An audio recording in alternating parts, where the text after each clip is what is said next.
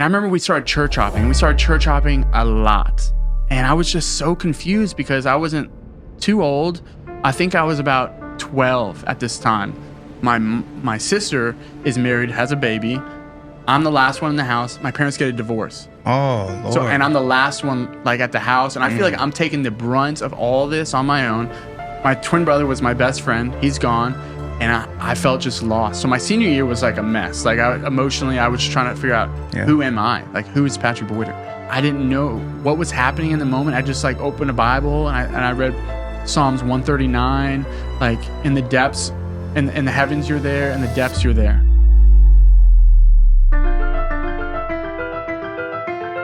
Beautiful humans, welcome back to another episode of the I Like Birds podcast. I'm your host, Zach Rippey, and this is going to be so special. Normally, I can just have somebody come in and I know like a little bit of a piece of their story, and then we can talk and we can unpack it. But for this one, I felt very much so the need and the want and the desire to take some notes before we even got into this conversation, because it is so interesting how many lives the brother that I have on this show has lived and different careers he's been in, and just the way God has moved all throughout that journey. He's only 29 years old. It's going to be such a powerful episode. So make sure you watch this whole thing. Make sure you just stick around to the end, because there's so much stuff. And it's funny, each little bullet point and segment of his life that I'm writing down, I'm like, yo, this could be like its own episode. This could be its own like clip that we can post and stuff. So I get so geeked up about it. We're going to be hearing about my man Patrick's faith journey, and how when he was a child, he was going around door to door in churches at home, you know, and just seeing his mom and his dad's faith and what that looked like, and how he had to come to Christ on his own. At a young age, he joined the military, the Army specifically, to spread the gospel. And on his first day at boot camp, something crazy happened. He spent 4 years in the infantry there. He got out, and then he was actually back at his mom's house trying to figure out what was going on. So we're going to be talking about that. And then he started doing security detail for the Bass family, and ended up also working alongside Todd White and seeing miracles happen with Todd White's ministry. And then after that, he was a bounty hunter. And then so many other cool things came out of that story. So I don't want to spoil it all there. We'll leave it there. This episode would not be possible without my friends at Cozy Earth. Make sure you check them out. One of my favorite places to get products such as sheets for your bed, pajamas for your girl, bath towels for yourself to come out and just feel like a king in luxury as you wear this huge bath sheet, is what they call it, and you wrap yourself up, and it's so cozy. So go to CozyEarth.com, use my promo code I Like Birds for 40% off, and it really helps the show. It helps us let our sponsors know that people that listen to the show support what we're talking about on here, and make sure you go check that out. Even if it's not for you, go get your girl a gift, all right? You messed up on Valentine's Day, you got her a little bouquet from Kroger, that wasn't enough. Get her some Cozy Earth. Promo code I Like Birds. And don't forget, I'll always leave the links to the stuff I'm talking about, like the sheets, because we got them and they're awesome. They're bamboo sheets, keep you cool at night, and the towels are incredible. So definitely recommend that for you guys today. And also, you guys know this show wouldn't be possible without my friends at Express Employment Professionals. We record here in the DFW, and if you need a job, so many people right now are like, yo, the economy's looking up, but man, let me maybe test the market out. Go ahead and check out my friends at Express Employment Professionals in DFW, 817-487-4900. And my friend Sonia would take great care of you. You can also go to their website and browse the job options on there. So thank you so much, Sonia and Cozy Earth, for being the sponsors of this program. And now, without further ado, I just got back from the NRB. It was great, which is the National Religious Broadcast. And I was so inspired for 4 days of seeing all these great ministries be out there and just spreading the good news and seeing their media. And it made me so excited to come back here for this episode today and just run with this one. I believe God has so much in store for this one. I've been working at Open Door Church for the last 5 months, and every time I see this brother walking around the campus, surveying, making sure the kids are safe, making sure that we're safe, he always walks in joy. He walks in the light. I love talking to him about Jesus and life, and just having conversations and giving him a hug. And he's the perfect guest to have on our show today. Ladies and gentlemen, welcome my friend Patrick Boyter. Thanks, man. Thanks. You honored me, man. With awesome. That's a good introduction, man. Yeah, absolutely, bro. Well, I honor you, bro. I really, there's not many people in life where you see them and they're very consistent in their mood. And you're one of those people. You usually got a smile on your face. You usually got the light in your eyes. Thanks. Even if you're having, I've seen you have kind of like a day where you're in your head, and then like we talk, and then boom, we're both good. And you're generous, bro. You did something so nice for me one time. And you came and you blessed me with something that somebody gave you.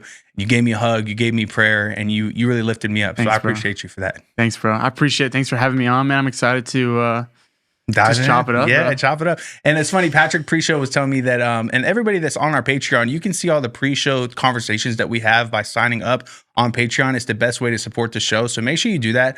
It's really helping us do things to a higher level and taking it up a notch, and maybe even potentially get on our own little setup at our property out in Alvarado, which we're believing and praying God for. So be on the lookout for more of that. But we were talking pre-show about how you are a ghost and you don't have any social media. Yeah. And so this podcast, you're going to have to text this to your people. You're going to have to text this, I'm excited. or maybe send some snail mail or something. Yeah. I have no social media. I have a LinkedIn. So if you want to find me, I got a LinkedIn. I think my previous job is still on that one, but I do check that out very occasionally. That's hilarious. But that's all. It's funny you have a LinkedIn, especially knowing that how many jobs you've had. It's like you can't shut that one down because your resume is that long. You're like, I'm not re-putting this up. Yeah, I felt like the most practical one to keep on, so I kind of kept it on and occasionally check it out. There you go. All right, well, I better see this episode on LinkedIn. Oh, bro, it's going up there, dude. Yeah, just send it to me, bro. I'll post it up there, dude. That's hilarious. Well, if you're watching right now, make sure you like and subscribe if you're whatever platform you're listening on. And, man, we're just going to dive right in here. Man, you grew up in a weird situation with faith. Yeah. Talk to me about that. What was that like for you? Yeah, man. So I was born, I got a twin brother, sister, raised in DFW Fort Worth area. And I was raised in, some people would call it a cult. Okay. Some wouldn't. It was called The Way Ministry. And I was raised, man, like an axe. Like the church is your home. Like you go door to door. And I remember when we were little kids, Christmas or just a regular weekend, man, we would literally go door to door to people's houses, knock on the door, and just be like a Jehovah's Witness, bro, like a Mormon, bro. But we were just like Christians, and we would tell them, be like, hey, Sunday we have church at our home at 9:30. If you want to come, you would invite people to your house. Yes, our house. And I was just a little kid seeing my parents do their thing, and this was so normal to me. And we would have church in our home. Mom did worship, dad preached, and that's how we rock and rolled for a while. And so that was the normalcy of me being raised in the home where I was raised. Wow. Did anything shift at a certain point in that? Yeah, so there's a huge shift, especially when my dad was, he's got a master's degree in theology. He knows Hebrew text. He knows a lot of things. He can make you feel about that big with the Bible. Not in a negative way, but that's he can just school you. Yeah. And so I remember one day something like just shifted in our family. My parents owned their own business. They were successful, but something shifted and we stopped having church in our home. We stopped going there. We didn't go there anymore. We didn't have there as our home. Like no one came over anymore. My dad kept not showing up at the house. He wasn't around anymore. And my parents' relationship kind of shifted. He kind of slept on the couch all the time. That's suspect. It is. And I remember we started church hopping. We started church hopping a lot. And I was just so confused because I wasn't too old. I think I was about 12 at this time. And I was just confused, but I was kind of going along with it. And we went from church to church, and then we finally landed at Gateway Church. But yeah, there was a huge shift. And come to find out when I was older, I found out that there was a lot of addiction. There was an arrest that my parents kind of sheltered us from and protected us from. But it definitely shifted the entire family faith-wise, and not everyone was locked in anymore. It kind of definitely drifted away. And so, yeah, man, that's kind of the beginning of that. And then we got into when I was 16 and I got saved. But yeah, so yeah. Talk to me about that. 16 saved. Was it because of your family's faith, or was it because you found Christ on your own? Yeah, so I remember my mom, she came up to me, my twin brother, and was like, hey, you guys are going to church camp. You have no choice. Church camp, you said? Yeah, church camp. Okay. Church camp. It was a Christmas church camp, and we didn't want to go at all. Ended up, I remember I showed up at the church camp with my brother. We were forced to go. Didn't want to go at all. We show up, and people were raising their hands. And in the church that I was raised in, it was very like traditional. Like there was no emotions. You sit there, you be quiet, and no emotions. And I remember seeing people raise their hands and dance, and I was like, man, what is this cult? I was like, dude, this is some demonic stuff going on, dude. And I was just confused. I didn't know, but they were talking and it made sense. And I was like, I mean, we dance and we worship at concerts and we dance, but I wouldn't do it for the person that I believe in. So that was the thing. So I started asking myself, I was like, well, that doesn't make any sense. I was like, I feel like I would do more here than I would at a concert. That's so good. Let me pause you there. I once heard this girl say it to me. I was talking to her on the phone, and she's like, I don't want to be the weird one for being at the altar and worshiping and singing and dancing. I want to be the weird one for not being at the altar worshiping, singing and dancing. Let's go. I was like, that's powerful. Dude, let's go, bro. So I was like sitting there, and I remember I was sitting next to my brother, and I just started raising my hands, and dude, something happened, and there was a shift in me. Like I just felt alive, like very much alive. Like I felt empowered. I felt like I was actually doing it. And I eventually, during that church camp, I accepted Jesus in my heart and changed my life forever. I was never the same. And so, yeah, there was a huge shift in me at that point. And then I eventually decided I wanted to change schools. So I got out of public school and I went to private school. Because I was like, dude, I want to be like holy. Like I got to change. I can't be with this public school kids. I can't do it. I was like, I can't do it. So I ended up going to private school. You're like, I can't be with these Gentiles. Dude, I'm a Jew. And so I remember I showed up at this private school, ended up finding out that this place is probably worse than a public school. Like these kids are forced there. Like their parents have a lot of money. They're just like public school kids with money. Which is not good. So you have access to everything. And, so I only went there for a year. Eventually went back into public school. But something I didn't say was my twin brother and me, I was held back in first grade. When I was a kid, I had a huge speech issue. Huge. I couldn't say my R's or S's. Well, joke's on you, devil. You're on a podcast right now. Come on, dude. Let's go, bro. Yeah, man. And so I couldn't say my R's or S's. And then I remember I showed up to school one day and I had such a hard time learning. I didn't even know this, but the first 2.5 years of my life, my left ear, I couldn't even hear out of it. So that was a huge reason why I was behind the curve. I was dyslexic, all these things. I remember I showed up at school the first day and I like showed up in class and I like looked around, and this isn't attest to anyone or anything, but I just showed up and I see 3 kids in wheelchairs. I got a couple kids, they have helmets on, and I'm like, man, like I feel like normal. I didn't know that I had like a disability like this. And they put me in a class where very, very special need kids are. Wow, dude. Yeah, and so eventually they found out that I could learn, I could do all these things. I was somewhat normal. And they put me in a normal class. But yeah, learning has always been a very challenging. I mean, I was in speech until like 8th grade, all these things. But that was a caveat. But eventually I went into, my twin brother went in the military when I was a junior in high school, different grades. And then eventually, when I was a junior, I was a part of hockey, sports, all these things.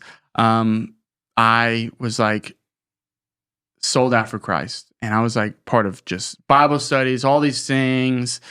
And I remember I went to Nicaragua for a month, my junior year in high school. And I was like just on fire, like just juiced up. In Nicaragua, I remember we were walking the streets in Nicaragua, and there was a family of 7 in a room this big. And they were the most full of joy people that I've ever seen or met in my entire life. And I was like, dude, I had this all backwards. Like I was so confused because they were just happy. They weren't depressed. They had joy, but they had nothing. And I was like, they have nothing. How are you guys this happy? And that was a huge shift in my walk with Christ. And I was like, Lord, like I don't want to be here. I want to go. So like I was like, dude, where is the darkest place in the world? Like, where's the darkest place? And I remember my twin brother, he was already in the military. He was describing the life he was living. He was describing the men he was around. And I was like, I think that's the darkest place. Probably the infantry in the United States military, just like rugged warriors. And so I remember I made that decision that I was like, I'm going to go in the military and talk about Jesus. Wow, dude. What a cool, like, inspiration to enlist. It's not, oh, I can't afford college, or I don't know what my future is going to be. It's no, I'm going to preach the gospel. I'm going to spread the love of Jesus. Yeah. What's your twin brother's name? Luke. Okay. So when you told Luke that you're joining the military, was he supportive on that? Oh yeah, dude. He was so down. Playing Army. We always played Army growing up. Airsoft, paintball in the backyard. We always pretended to play soldier. So the Army was always like a pretty good idea. School was not for us. I'm not built for it. Yeah. Like just learning is. It's funny how your dad has like a master's in theology and you're like, nah, I'm good. Yeah, dude. Yeah, I'm just like, this is not. It was a sitting still type stuff. It was just not for me. And so what was your first first day at boot camp like for you? Anything significant happen? Yeah. So when I showed up at the military, I mean, I remember when I took the ASVAB and stuff, like you pick whatever job you want. And they're like, you can do other jobs, but I was like, I want to go in the infantry. They're like, you sure? And I was like, yes. Like, I want to be the guy on the cover of the video game. Like, I want to be him. I don't want to be the guy. Isn't it crazy that those guys get paid usually the least? Yes. Isn't that weird? Yes, dude. It's crazy. It is, man. And I think it's just funny. The whole world, there's a huge disconnect from like civilian to military, and everyone thinks everyone is that guy. But they're not. They're not that guy. A lot of people are working on the Jeeps. They are, bro. With nothing against, dude. Like, we need people in those jobs, bro. We need people to serve and those things. But should they get the thank you for your service? Absolutely, bro. They should. They should. I mean, I'm just kidding. No, they should, bro. No, dude. I appreciate everyone that's worn the uniform and everything like that. So I joined the infantry. I go in the military, and I remember the first day in basic training, we just got smoked. That's what we call just doing extracurricular activities, man. Just doing a lot of push-ups, getting told all these things to yourself, like them just speaking at you, yelling at you, running, everything, man, just miserable. And I remember I was sitting there in bed. They turn off all the lights. It's bedtime, lights out. And I was sitting there and I heard someone like crying. And I was like, man, what is this? What is that noise? Dude, I can picture this. Dude, I was like, dude, I thought it was an animal. Dude, so I'm like, dude, what is that noise? And I look over and I was like, dude, I think that person's crying. And so I get out of my bed and I'm like, hey, dude, you okay? And at this time I'm 18, like, and he's crying. He's trying to pull it together, and I basically just start talking to him. And I'm like, hey, man, I'm not trying to be that guy, but do you know who Jesus is? And he's like, yeah, I've heard of him, all these things. He talked about growing up Catholic and stuff like that. And I just started talking about Jesus, man. And I was like, bro, this is going to be tough. I was like, wouldn't you want to know, like, where you're going? And you got, like, a friend. You got someone to talk to. When I'm not here, when anyone's not here, because you're missing your mom right now, right? He's like, yeah. He's like, well, dude, Jesus is like 24/7, mom. Like, dude, he'll always be there. And so we started just chopping it up about that. And then eventually he was like, dude, I want that. And I was like, bro, you can have it. And so we just sat there and I prayed with him. And I remember I walked back to my bed and I was like, dude, I'm about to change the world. Like, bro, this is day one. Are you kidding me, dude? And this is the whole reason why I went in the military. It's like, I wanted to like talk to broken men about Jesus. And I also wanted to go in the military for like, just, I thought it was cool. But like my heart wanted that. And so I go through basic training, all these things, graduate. And I remember on graduation day, my twin brother shows up on graduation day. Yes. And I remember sitting there and I was like, bro, I got my station. I found out where I'm going. And he was like, where are you going? And so my brother was stationed at Fort Campbell, Kentucky, 101st Airborne, Screaming Eagles, like the notorious, like D-Day Eagle. Like just, there's so much pride that I have in that unit. And my brother was there and he was rocking that unit patch. And I was like, Luke, I'm going there too. And I remember that moment of us just embracing each other. And it was just awesome. And you know what's interesting? That there's redemption in that. Yeah. Because the fact that you failed first grade, y'all didn't get to have what y'all should have had. Dang. And the Lord gave it to you. Whoa. Okay. There we go. Okay, Zach, chill, man. Don't do this to me, bro. Holy Spirit. Dude. Let's go. Thank you, Jesus. Dude. Wow. That's good, bro. And there was it was emotional because we were away from each other. And I forgot to say this, but my senior year, my junior year, my twin brother goes in the military. My sister is married, has a baby. I'm the last one in the house. My parents get a divorce. Oh, Lord. And I'm the last one at the house. And I feel like I'm taking the brunt of all this on my own. My twin brother was my best friend. He's gone. And I felt just lost. So my senior year was like a mess. Emotionally, I was trying to figure out who am I? Like, who is Patrick Boyter? And, but yeah, so us getting, you saying that, bro, just makes me think of all those things. And we just kind of got together. And about 2 weeks after that, I found myself in Fort Campbell, Kentucky, Screaming Eagles. Let's go, man. What a cool story. I think we have a picture of you and your brother pulled up. Taylor, do you have that available? I know we didn't really go through the media with you. Oh, is that him? There you go. Yeah, dude, that was actually graduation day. That's him. Not as good looking and way better looking brother right there. I love that. Those jokes never go old to me. No, I think dude, it's so great. And there's a patch and stuff like that. But yeah, So man, good, dude. that was the day, dude. That's a core memory of me, man. My brother, amazing dude, man. So good, man. And then, so tell me about your time in the military. I remember you telling me you went to Iraq and you were deployed. And yeah. So I'll talk about that tattoo. I remember I showed up at the unit, and I remember I was just so. That was pre-show. So show the camera what the tattoo says. Yeah. So I don't know what. So I don't angle here, but it says "suffer in silence" right here.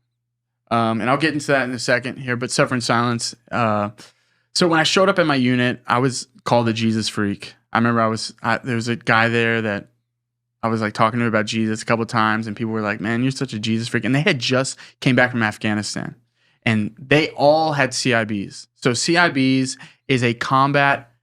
It's a combat badge. So to get that badge, you have to be in direct combat. So it's like a symbol of just like you wear on your arm. Like, dude, this is a bad mofo. Like this guy's a warrior. He's been in war. He's been in combat, and it's something you get to wear on your uniform. It's with pride. And so everyone in the unit has it besides the new guys. And so I remember just showing up, and dude, they treated us less than humans. I remember wanting to go back to basic training. I remember I called my brother and I was like, dude, is there any way to go back to basic training? Because this is horrible, dude. It's dude, miserable, bro. And he's like, no, bro, it's just normal. That's just how it is. It's a rite of passage. It's a rite of passage. Yeah. Thank you. Got you, bro. Words are hard, man. And it was just super hard, man. And I remember calling my mom a couple times, just crying, trying to still be a Christian, but being in this world where everyone sleeping with women is worshipped. If you sleep with women and you have good stories to tell, you're worshipped. If you can drink a lot, if you can do all these things, you can party, you can have a good time, you're worshipped. And I was like, dude, this is the opposite of the way I was raised. And I was like, dude, I'm lost. I don't know how to do any of these. I don't know how I'm doing good either. I'm just lost. And I remember I came to God and I was like, this is heavy. I was like, Jesus, I'll be back in 4 years. Wow. I remember I told Jesus, I was like, I'll be back in 4 years. I was like, I can't do this. I can't walk with you and do this. So I'll be back in 4 years. That's real. And so I basically for 4 years didn't talk to God, didn't pray, didn't go to church.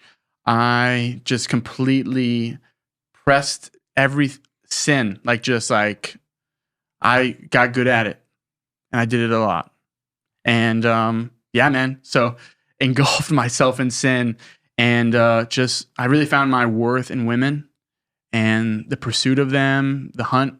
I know it sounds horrible to say, bro, but just That's real though. The chase of it. The chase of it, the high of it, and the constant, the highs and the lows, the feeling good and then the depression state, just consistently back and forth. We lived 45 minutes from Nashville. So, dude, I was if you had a membership card to Nashville, I would have it. Me and my couple buddies, dude. You know everything about the land. Dude, like, man. And so, yeah, dude, Nashville, I basically lived in Nashville for 4 years. And so, but yeah, so I remember we show up to unit and we get told, like, hey, we got orders to Iraq. And in the midst of your like partying and stuff like yeah. that? And I've only been there for 3 months. Okay. And so I remember, 3 months. And I was like, man, I graduated high school like 7 months ago, and I'm about to go to Iraq. And I remember sitting there writing my will. Wow. I got to write my will. Did they ask you to do that? Yeah. Really? Because you have an SGLI and you have life insurance and stuff like that. And they said where we're going. It's not the worst area or anything like that. But you definitely want to write your will. Sense. And so I remember writing my will in third person, talking to my mom, talking to my sister, my dad, just trying to tell them what would be encouraging if I were to die. And that was like a really eye-opening because I'm like, dude, 7 months ago I was in high school. And so I just had this revelation of that, like the insanity of I'm about to go to war. Like someone is sending us to go fight and defend. I had no idea what we were doing, but I was just like, that's crazy to me. And so we get orders to Iraq, and I call my brother, and I said, bro, I just got orders to Iraq. He said, that's insane. I did too. Again? Yes. Wow, dude. And I was like, bro, what? He's like, yeah, I got orders to Iraq also. And I was like, dude, this is insane. And we were the last two of our lines of Boyters, males. And I don't know if you heard the Sullivans in World War II of Saving Private Ryan. It's the story of the Sullivan brothers. There's 3 of them or 4 of them, and they all died. And so they said, since this, we cannot, if you're the last living heir of your name, you can't go to war because that would kill off your lineage. Does that make sense? It does. And so we were both worried that they weren't going to send us. And he's like, don't say anything. And I was like, okay, I'm not going to say anything. It wasn't like a huge fear, but it was because me and him, he's been in almost 2 years. I've only been in for 5-6 months. He's been a year and a half. And I'm like, and he's like hungry to go. He's been waiting, and he's like, I can't believe you've only been here for 3 months and you already got orders. And so we both get to go to Iraq. And I remember telling my mom, crying, and I was like, Mom, it's gonna be okay. And it was, I mean, since my mom's passed away now, in hindsight now, I'm thinking about that moment for the first time. I'm just like, she loved us both so much, but there was so much, she's proud of us. And thinking about us doing that, I mean, I've never been a dad before, but I just imagine how proud my mom was. And so we go. And I remember 2 or 3 weeks into it, I ran into my brother in Kuwait. So before you go to Iraq, you get equipped and everything like that. And I ran into him, and we just had a moment. It was in passing. And so we just had a moment of embrace. And one thing me and my brother never did, we never said bye. We would just look at each other and dab it up. And we just like knew. Mm, I like that a lot. And so, and my brother was in an area that was, my brother was in the front. He got some awesome awards. He was in combat. He was, like, to compare where I was at to him, like, this guy, they could have made a movie off of what they were doing in Iraq. And I know Iraq is not as huge of a discussion as Afghanistan, but in 2016, ISIS was there. And that's who we were fighting, is ISIS. Like, they were pushing Sharia law, bro, and it was horrific. And it was the first time I ever really saw, like, just pure hate, and just because of what you believe, like, I'm gonna cut your head off. Mm. if you do not confess with your mouth that what they believe.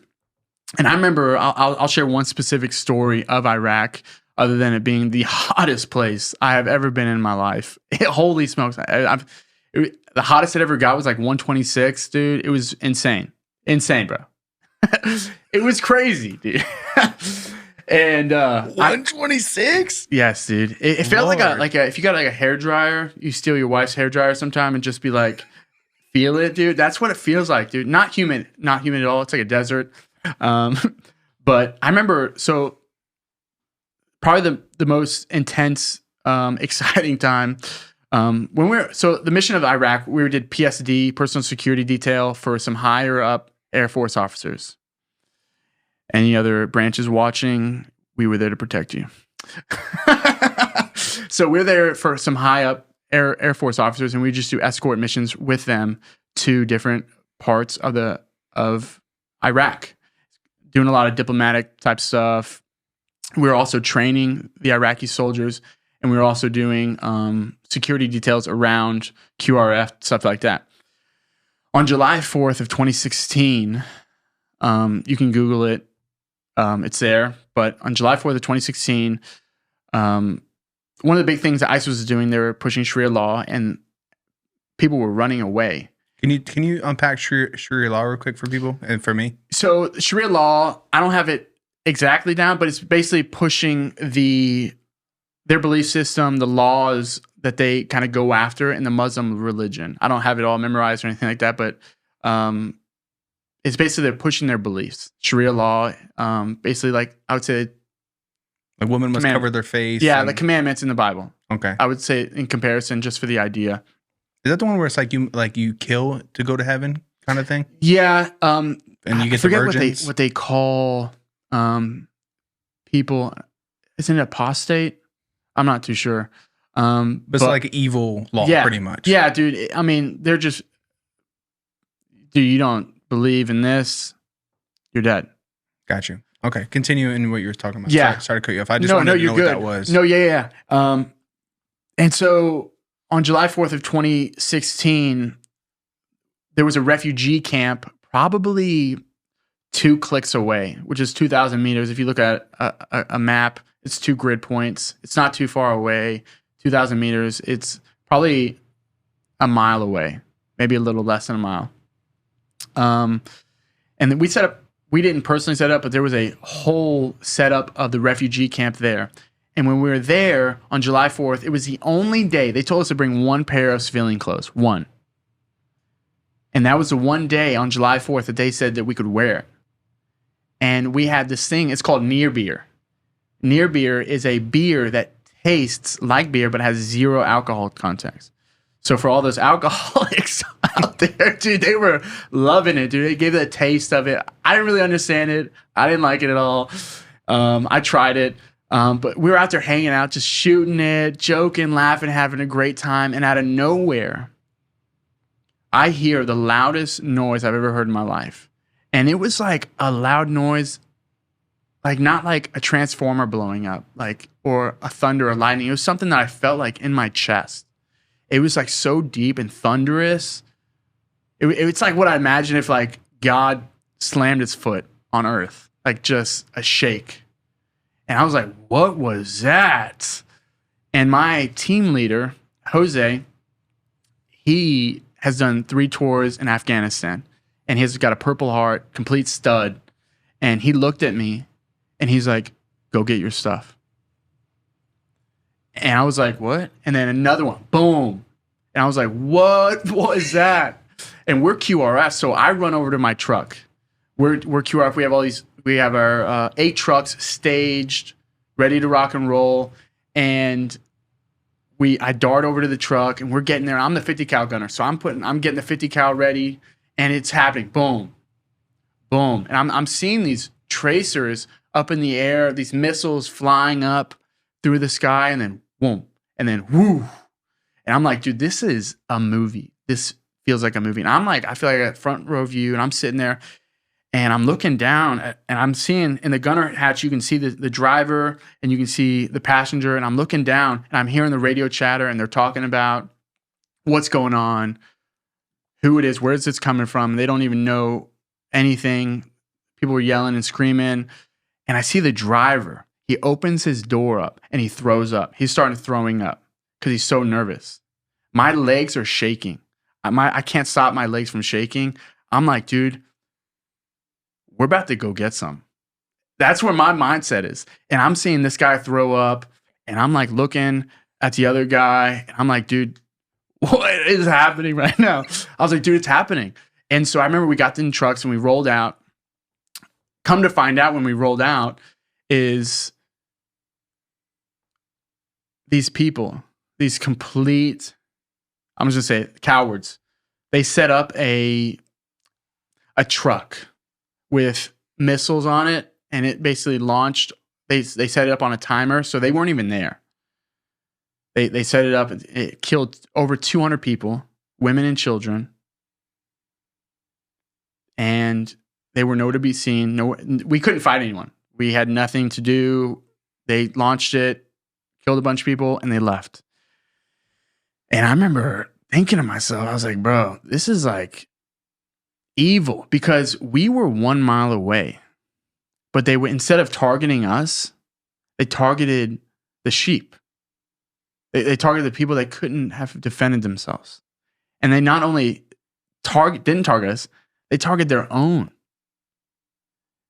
I couldn't wrap my head around it. It blew my mind. I was like, dude, like this is evil on a different level. And right there was the first time I really understood why we were there. I mean, we can get in the politics of it, of oil, 9/11, all these things. But I'm like, dude, just straight up, like I would be willing, despite the detachment of beliefs between me and a Muslim, like there's no reason why this person should blow you up like another Muslim. So I'll defend you. I'll do it. And I think that's what an American is someone that's going to stand in the gap for the people that have voice, the people that can't carry a gun. And I was willing to do that. And my twin brother was, and all the guys that I served with. And so, yeah, that pretty much, yeah. That's so interesting, bro. Standing in the gap and defending people, the voiceless, you know? That's so interesting. Do you think that is the perspective of the military, or is that your perspective of the military? I would say for me, I hope that's I hope it is.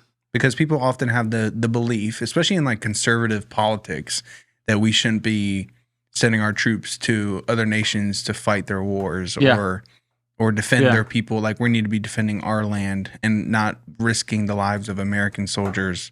Yeah. You know, like for instance, we don't want to send home a casket with an American flag on it to somebody like your mom. Yeah. In order to do something like that. Yeah. No, I totally understand that point of view, and I could totally back that up, especially with what's going on in the world right now, with going on in, Ukraine, all these places. I can't speak on that because I wasn't there. I'm not a soldier on the front lines. I haven't seen what's going on. I can only see what CNN or Fox News is telling me. I mean, I was in Iraq. I remember our intel guys would get intel of these people beheading people, castrating them, these little kids being groomed with weapons of sawing people's heads off because they don't believe in the same thing that I do. And that's why I'm just like, I'm going to come get you. Yeah.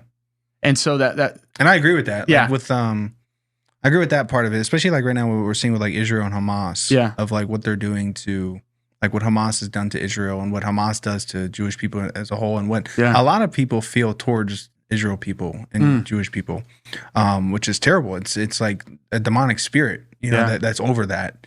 And yeah, I think America does need to step in that regard, for people that we consider and nations that we consider allies, for sure, in some regard, for sure. I don't know the answer though. Also, yeah. You know what I mean? No, so like, dude, yes. don't be like, oh, this is my perspective. I have many perspectives and I'm learning more every day as things go along. You know, like Hamas just paraded the casket of 2 children and a mom when they were supposed to bring back the hostages to Israel, and they did a whole parade for it, and all the like Hamas and Palestine supporters were like cheering for the fact that these mom and babies were dead. You know, and it's sick, it's evil. Yeah. And they would even bring their kids to these events and rallies and stuff like that. And it's like they're playing games right now. They're supposed to be giving back the hostages in a way that's in a peace accordance deal or whatever. Yeah. And it's not the case. They're playing games. You know, then Israel makes the, and again, I'm not the most educated on it, but Israel makes the deal to basically exchange hostages for terrorists. Yeah. You know, and like not just one for one, it's like 30-fold or something. Yeah. It's like 30 terrorists for one hostage. It's just like insane. So like the war side of things is just obviously terrible. It's gotten worse than it was like years ago. It used to be like fair war rules, and now it's just like there's none of that. Yeah. It's so terrible, bro. So well, I thank you for being there, man. I thank you for being there for our country and being willing to wear the American stripe, man, and the American flag when in that role, because I know that bro. I know that there were not a machine doing that, and it was not set off by a timer. Y'all would have got them. Oh yeah, bro. They were gonna get the hate, bro. I know, and the thing is, like, I'm sad that y'all didn't get to go get them. You know what I mean? Like, I'm discouraged that, like, dang, like y'all couldn't even like retaliate or you know, put an end to that, so no other future civilians get injured. Oh, for sure, man. Killed. Yeah, it was something that kept us up at night. But yeah, man, sometimes they get away, bro. It's not like we don't have cameras and stuff like that. That place is a third world country. They did on 4th of July. Like, that's 4th so of July. disrespectful. I know, bro. man. The whole thing about it was pretty selective. Yeah, bro. And same way with Hamas when they targeted for October 7th. Yeah. Like October 7th is like a big Passover Jewish holiday, right? Or it's not Passover, something else. During that time. I agree with you. Yeah. I mean, nothing's coincidence. Right. And everything is not nothing. Right. And even 9/11 was planned out for the date and the emergency stress call and all that stuff. Let's go. So Truth, bro. It's wild. Yeah. Okay, so Army, man, thank you for sharing that, bro. Did you unpack the story of the tattoo? Yeah, so I'll go into that right now. Sorry, bro. No, it's all good. I got lost in this. And so, I mean, that perfect lineup, bro, for this next. So when we get home from Iraq, immediately we have 4-day weekends. I'm partying up in Nashville with all my buddies. I remember one of my buddies came up to me and said, bro, we live like kings. And I was like, what do you mean? He's like, bro, Monday through Friday, we're warriors. We're killers. And on the weekends, we do whatever we want. Like, we sleep around, we have all the drugs, all these things, and we do whatever we want. And he said, that's what I imagine a king probably was like. And I was like, all right. And so we had this mentality that we were kings.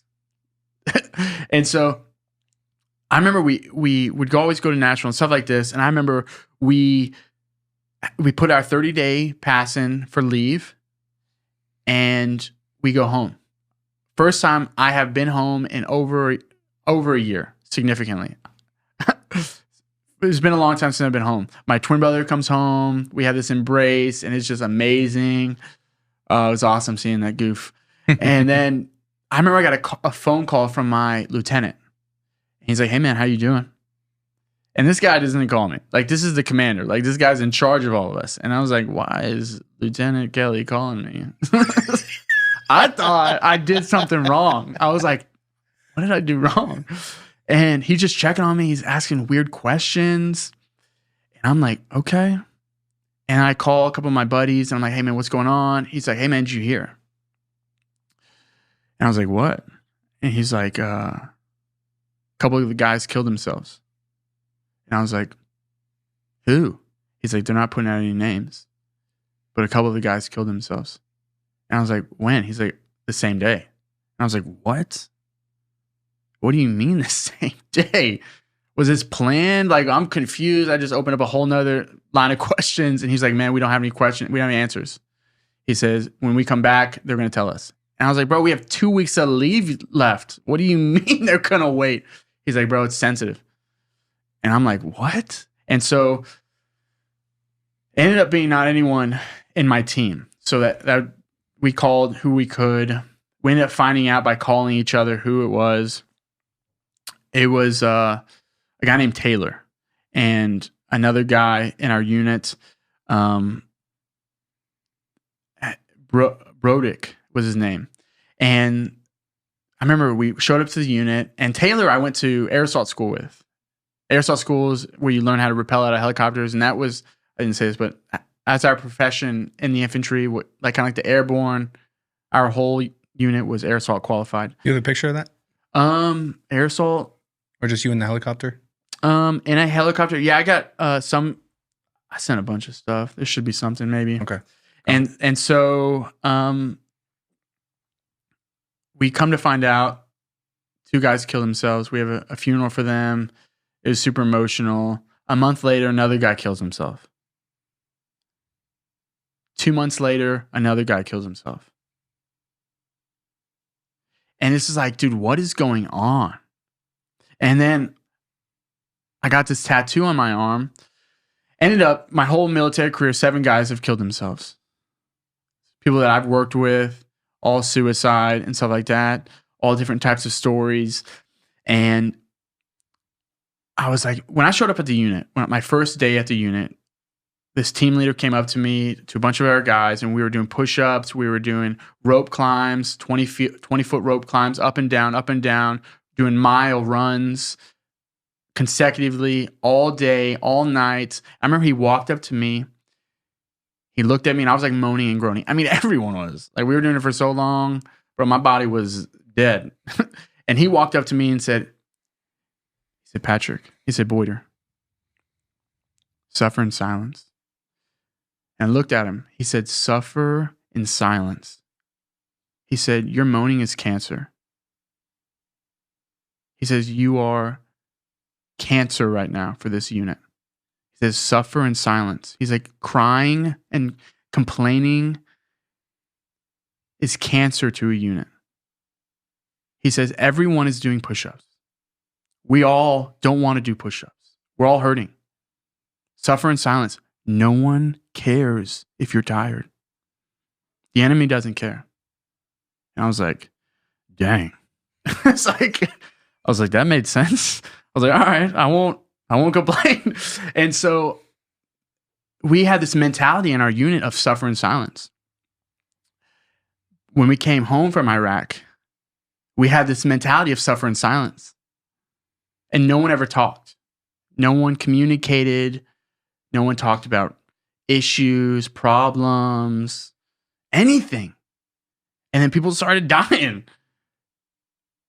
I mean, in hindsight, I can see it, but in the moment, you're just like confused and lost, and you're just like 1 foot away from the wall, confused. It was a mess, man. It was emotional. It was confusing. So yeah, this tattoo on my arm, suffer in silence. You don't have to suffer. I mean, that's really my message there is talk, dude. Yeah. People care. You have a voice. You have a story. You're seen, heard, and known. I mean, that's why it goes back to Jesus, man. Like, dude, he wants to hear you. Trust me, bro. He wants you to talk. He wants you to talk as long as you want. And he'll listen to you. Your problems, your issues. And get a bro. Get a bro, dude, that will listen. And so in the military, wow. Yeah. Dang, well. I pray for the families of those 7 people, man. Those 7 men. And that's a big issue, man. You remember the push-up challenge? Like 22 military members like killed themselves every single day. And like people were doing 22 push-ups for that. Yeah. This was like a few years back, probably like 2020 or 2021 or something. Yeah. But dang, has it improved at all? To your knowledge? To my knowledge, I'm going to say, I'm not sure. I'm going to say no, because I still hear people that have killed themselves and stuff like that. I personally don't have anyone else in the military, but I hear rumors and I hear stories of soldiers killing themselves. They're usually younger now. But yeah. Why do you think that that's their solution? Do you think it's because they're so equipped and so around the gun all the time and like they're trained to kill, so why not kill themselves? to fix a problem that they're feeling inside? You think it's because they see all the terror and the horror and the worst things of humanity? What do you think? What do you think the issue is? I think it is accumulation of those things. I think the root is brokenness. I mean, the military, we can talk about it being, we have the best military in the world. We also have the most broken military in the world. Like men that hate themselves, men that are slaves to their right hand, men that are slaves to the bottle, men that they have crazy discipline. They can wake up at super early, go do miles of runs, do all these amazing operator things, but they hate themselves. They're broken and they don't know how to deal with their heart, and they don't have a relationship with Christ. I mean, I feel like that's a root cause. That's a big issue. We can say it's what they saw. You can go all day with that. Yeah. So you got out in 2019. 2019, yes. So you did your 4-year enlistment. Why didn't you recommit? Did your brother recommit? Yeah, so my brother stayed in. He transitioned into the National Guard. I think he regrets that as one of the biggest decisions in his life. I think he wanted to stay in, but he kind of was influenced by family. He loved the military. That man is one of the best warriors and one of the most amazing men that I've ever met. He's a stud. I didn't want to stay in. I knew I was going to get out. I was like, bro, this is slavery. I don't want anything to do with this like forever. I just knew I wanted a foundation of skills. And I wanted to get out. And so that was my mission plan. I had really no plan at all to stay in. Was Luke supportive of that? Yeah. He was fully supportive of it. I don't think we ever had like a legit conversation about it. Just kind of just in your own lane. Yeah, just in our own lane there. We did talk about it a little bit. You think about staying in? Yeah, I'm gonna stay in. I'm not. Yeah, cool. And then so after you got out, you came home, or what was that process like for you? Yeah, so when I got out, been living on my own for 4 years, and I was like, all right, Lord, do I buy a house? Do I live on my own? And I just felt it so heavy on my heart. Go move in with your mom. Because I could have moved with my dad. I could have moved with my mom. I could have moved with buddies. And I just felt it so heavy to move with my mom. And so I did. And that woman had rules. She had regulations. She had policies in place. And I just knew if I lived with my mom, like I wouldn't be able to bring a girl back. I wouldn't be able to do certain things. Like I just would have that bubble, that shelter that I needed. And I was like, okay, Mom, I'm going to live here until I can buy a house. Is that cool? And she's like, cool. You're going to pay rent. I was like, what? You can make me pay rent? I'm your baby boy. Come on. How are you going to do me like this? And she's like, yeah, you're going to pay $500 a month. She's like, so you don't get complacent. I was like, gosh, my mom is a gangster, bro. And so, yeah, bro, I ended up living there for about a year and a half. But a big thing about when I got out of the military was I was lost. Dude, I was so lost. I had my identity of who I am was I'm an American soldier. Like, I'm a 101st Airborne infantryman. I'm a killer. That's where I thought, dude, people loved me. People always patting you on the back. Thank you for your service. And I'm just like, yeah. I just loved it, dude. And now give me that seat in first class, Poppy. Bro. Yes, bro. You go sit and coach. Applebee's, 10% off. Give it to me, bro. My free entree. Dude. And so I was lost. I was like, dude, I'm not those things anymore. And I'm not at all, and this is probably why I am where I am, or the stories I have, or the jobs I have. Once it's done, I don't normally talk about it. It's like over. Like I'm not that guy that's like, back in the day, I was this or that. I was like, bro, it's over. Like that's who I was, but that's not who I am. Yeah. And so on to the next chapter, next page. And so I was lost in the sauce, no idea what to do, who to be. I mean, I write poetry. So I wrote this poem, this part of the poem. I said, should I lead or should I follow? Am I filled or am I hollow? God, please give me a glass of water because this life has been a tough pill to swallow. Dang, bro. Those are bars. Thanks, bro. And so I didn't know who to be or anything. And so I just see that God every time, like anything that I try to do, it doesn't work out. But when it's like effortless and it just happens, it's the Lord. It's totally the Lord. And I remember my mom came up to me and said, hey, there's this guy I once met at church. He does high level security. I told him about you. He said, you can name drop him if you want to apply at this place. This place ended up being this company called City Center Security, and they do security for the Bass family. The Bass family, if people don't know, they are just a multi-billion-dollar family, old oil money that they inherited, and they just made some really insanely good strategic money moves with oil, with Disney World, land, property, everything, bro, everything. And so I go through that interview process. I get hired on their team doing security. Started off as just a little guy, worked my way up all the way into the residential program and doing security at their houses, doing some travel assignments with them, and did that for 3 years and crushing it, making the best money I've ever made in my life, making 6 figures. At 24 years old? At 24 years old. At 23, 22, because I got the job when I was 21 or 22.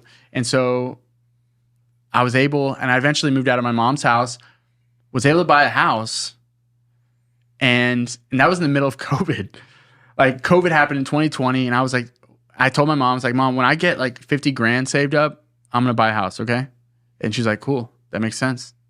And so middle of COVID, like we're 3 or 4 months into COVID, and I'm like, I got my money, I'm buying a house.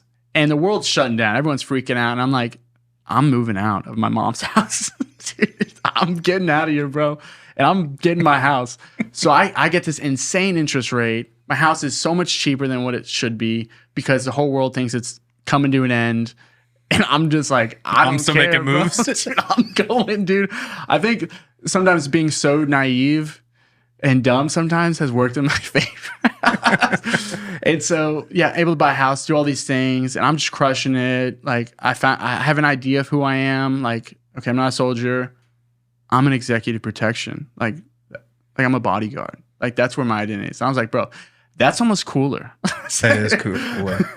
And so, so do you like the language bodyguard, security guard? What's like your vibe? Like, so I think for what's more catchy to people is bodyguard.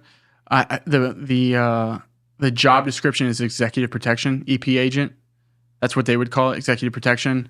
I call it a butler with a gun. Yeah, really, that's what you are, bro. You're in the service industry, bro. It's not what you think it is. Yeah, you're getting the car. You're helping carry stuff to the car. You're efficiency, bro, is your job. Like, you are there to make their life smooth. I'm glad you told people that, because that's important to know. Yeah, it's seamless, effortless. Like, their time, like their hour is worth your yearly salary. Like, that's how much they have. I mean, if you're a billionaire, like, they probably make $20,000 an hour. Like, truly, like, that's how much your time is worth to them. So they're willing to pay you $100,000 to pull the car around and have it ready. They want their Fiji water. They want their Skittles in the front. They want the temperature at they want their iPad charged. They want their food. If they told you last week what they want, and they may not even take a bite of their food, bro, but they just want it there just in case. And if it's not there, you're going to know about it. Wow, dude. And so just like that level of just like executive protection, I'm loving my job. It's just, I'm like, dude, this is so privileged. This is just such a cool, I'm not loving the company or anything like that, but I'm not drinking the Kool-Aid. It's a job. I do enjoy it though. I'm making great money. And this is 2021. There are rumors happening about this new Fauci shot. And I'm like, what is this? I was like, there's no way. There's no way they make us do it. There's no way. I was like, bro, we're in security, dude. Like, I'm not in the medical field. Like, come on. And I remember I showed up to work one day, and throughout this whole process, they kept like, hey man, we'll give you guys 5 days of vacation if you guys get it. And some guys got it. I think initially 50% of people didn't want it, and they started bribing people bribing people more. And then there were about a core 30 of us that didn't want it, that we were not going to get it. And there were rumors that they're going to let people go if you don't get it. And I was like, let them, bro. Do it. Let me go. I was like, bro. And what's so funny is I've had so many conversations with these people, and they were all like, I would never do it. No way I'll ever do it. And my heart goes out to some of them because, I mean, they're a father of 4 kids. They're the only person there with the income. They got backed up into a corner. I don't know what I would do in that situation. I'm a single guy. I do have a mortgage. I am making really good money. But when it came, I mean, everyone wants to be gangster until it's time to do gangster stuff. And I forgot to tell you this. My twin brother worked there also. Come on, Luke. Dude, I'm telling you, dude, our whole life we've been next to each other, bro. And he was in that job also. And me and him both got fired. I remember he called me one morning and he said, hey, bro. And I said, hey, dude. He was on a shift ahead of me. I did the evening shift. And he was like, I just got fired. And I was like, no way, dude. And I was like, I thought he was joking with me. And he's like, yeah, dude, they escorted me to my locker. And like he said, dude, they literally escorted me, made me remove all my stuff, and made me sign a severance packet and removed me. And I was like, dude, that's crazy. And I was like, I'm about to be fired. So I show up at work and I get terminated right there on the spot along with 20 other people. It didn't matter if you worked there a year or 25 years. If you didn't get it, you got removed. I was so proud of myself. I was like, I felt so strong because this is not against anyone that did get it, but I was given, it was an opportunity to be full of faith and see something in your face, money, wealth, and go in a direction of like, I don't know what's over here. Like I literally had no idea what I was going to do. Thankfully, I was intelligent with my money and I had money saved up and stuff like that. But I was like, I don't know what I'm going to do next, but I'm not going to bend the knee. Like I'm not going to do it. This is what I believe. I'm not just going to do it. And so my brother, everyone, family was pumped. And then that basically closed up that chapter in my life there. Wow, dude. What a powerful, like, working for such a powerful family and then having to stand on your own values and morals and believing God for it. So how was your relationship with Christ during this time? My relationship with Christ, I was going to church. I was definitely not who I was at all, but I was definitely 1 foot in, 1 foot out. I was going to church, but I was definitely still living for me. Yeah. I wasn't doing anything too crazy, I would say. I mean, sin is sin, so I was definitely sinning. I was doing my own thing. I was living for me, but I definitely would still talk about God. I still love Jesus, but I wasn't like, I wouldn't say sold out. Yeah. I wasn't dying to myself. Do you think that that's maybe why God opened the door for you to go to your next thing, which was to work alongside Todd White? I have no idea why God did it, but he did it. So tell me how that all shook out, because that's crazy. Because it is, man. For people that don't know, Todd White's a very big prophetic voice in this region of Texas. Really great ministry, healing ministry. He goes out onto the streets and into public places and finds people that have issues and pain, and he'll pray over them. And these people literally start walking or not feeling pain, and it's surreal of what his ministry is. And he's a great speaker as well. So go ahead, bro. Yeah, check him out if you guys are online. You can see he has a huge following. He's very popular. He's got a full-on university called Lifestyle Christianity University, and he is a great dude, just like a cool guy. And I remember I was sitting there. I was like, man, I have no idea what to do. My brother, he didn't know what he was going to do. And I remember my sister said, hey, you could do security for Todd. And so my sister has been doing hair she's an amazing hairstylist. Amazing. My sister's amazing. She's awesome. She do your hair? So funny. My sister growing up,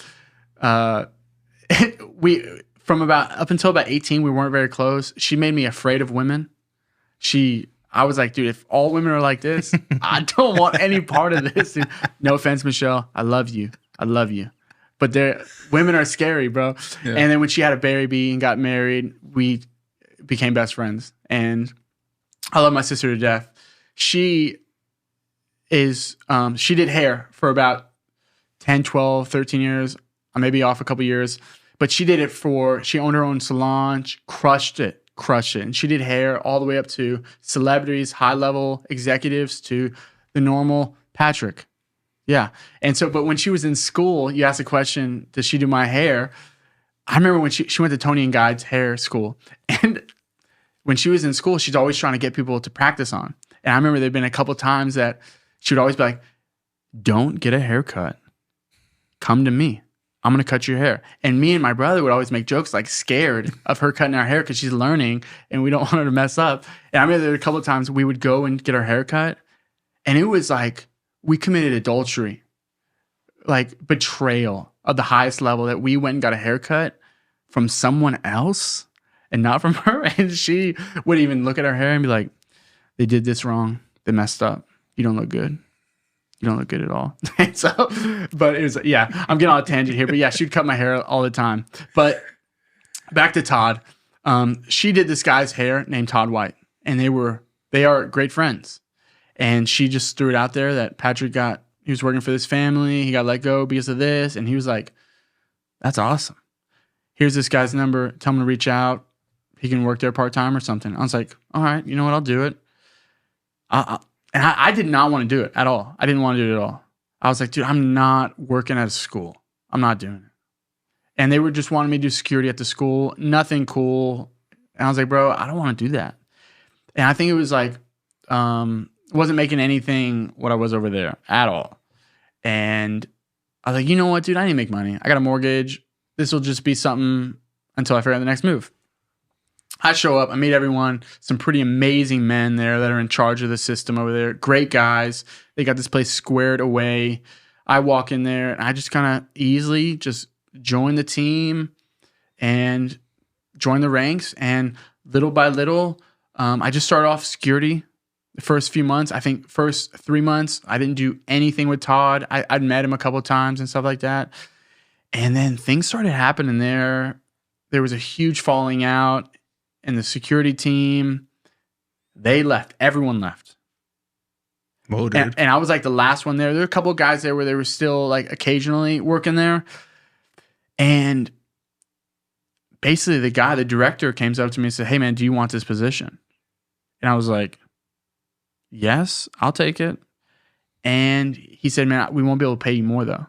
Like we're just going to pay you what you're already making. And I was like, you know what, dude? People would do this job for free. Like just to be able to be around this. And I was like, you know what? I'll do it. I was like, I'll get some because I've done EP work, but this is going to be the real first time I'm doing like you're my guy EP work. Like kind of like we talked about Craig Champion. And so I was his guy. I traveled everywhere with him. It was me, his assistant, Blake, and Todd. And we rolled around everywhere. We went on events. He always did these Power and Love events. And when I wasn't traveling with him, I was at the school, in class. When he was in class, when he was teaching class, I was in class. And so everywhere he went, I was there for the most part. And I just like was immersed in a culture and in an environment that I had. Like I got to see the veil behind. And then I'll go. I can go into a couple of stories with that. I'm gonna tell a healing story. This healing story is probably the most amazing healing story that I had ever heard of personally in my life. That I witnessed it, and it's insane. We went to this conference in Arkansas for Power and Love conference, and one thing I always do with executive packaging. He rolled around. He didn't have a huge security team at all. It was usually just me or one other guy. In this event, it was just me. And actually, there was another guy. And we showed up. And the place is normal. It's great. One thing that I always do is I always go to the hotel first, get his room. I get the rental car. And then I go to the venue and I meet everyone at the venue, kind of figure out security, entrance, where I'm going to bring him in, where's the medical equipment, everything. I need to start to understand. I got to figure out restaurants, like maybe some restaurants that if he asks, like, hey, let's go grab some food, what he likes, I already know where.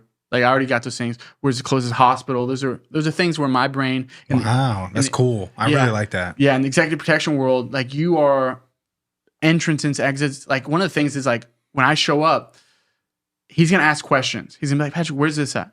Like, I'm the guy, me or the assistant. And I got to be able to answer this.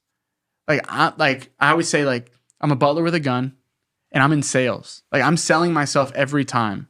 Like, I believe everyone's in sales. You're selling yourself. And so that's why I just, that world is so, just taking it so serious. Anyway, we go to Arkansas and he's having an event. I think it's day 2 of the conference. And people come up all the time. Hey, can you have Todd please pray for me? Can you pass this note to him? I have a word for him. I'm telling you, 5 to 10 people every time. And I get it. I love it. I love their heart behind it.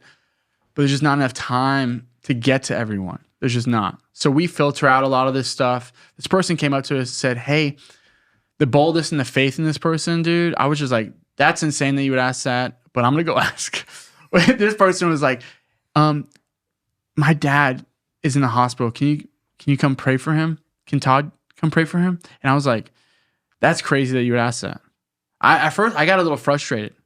I was like, the audacity. Like, the entitlement that you think he's going to just leave this conference. There are 2,000 people here. And you think he's just going to leave and go pray with your dad? Like, you're crazy. But I was just like, okay, I'll go talk to Blake about it. And they were just like, yeah, he got hurt. He's in the hospital. He can't walk. And I was like, okay. I was like, hey, Blake, this is what's going on. What do you think? And he's like, let's go ask him. I was like, all right. And we go ask him. He's like, hey, what are we doing next? He's like, you have 2 hours and 2 next time we talk. How far is it? I said, she said it like down the road, a couple minutes, 15 minutes. Let's go. I was like, okay. I was like, all right. And this is like my second power in love with him. And I would say Todd is so spontaneous, like crazy spontaneous. Like almost like sometimes I feel like they hired me and Blake to just try and keep him together. Like, bro, this is your lane. Like, stay here, bro. And so we go up to this person, like, yeah, he said he'll do it. And she was like, what? And I was like, yeah, I mean, I'm thinking the same thing you are. And I'm thinking the same thing you are. And she like, send me give me your phone number. We exchange information and we head out, we roll out and we go. We pull up at this hospital and we have, I think, 1 or 2 media guys with us. One photographer. It's either a videographer or a photographer. I think it's a photographer. Anyway, we're rolling in like a squad. All 4 of us, 5 of us. We're rolling deep. We show up. They escorted us. They bring us up. And we see this guy. And he is fully laid out on the bed. End up finding out that he got into an accident while ziplining. And I guess he leaned back too far. Hopefully this doesn't give any phobia to anyone for ziplining. But he leaned back too far and he fell. And he got the same exact accident that the original Superman did on his horse. The original Superman, he snapped his neck. Christopher Reeves? Yes.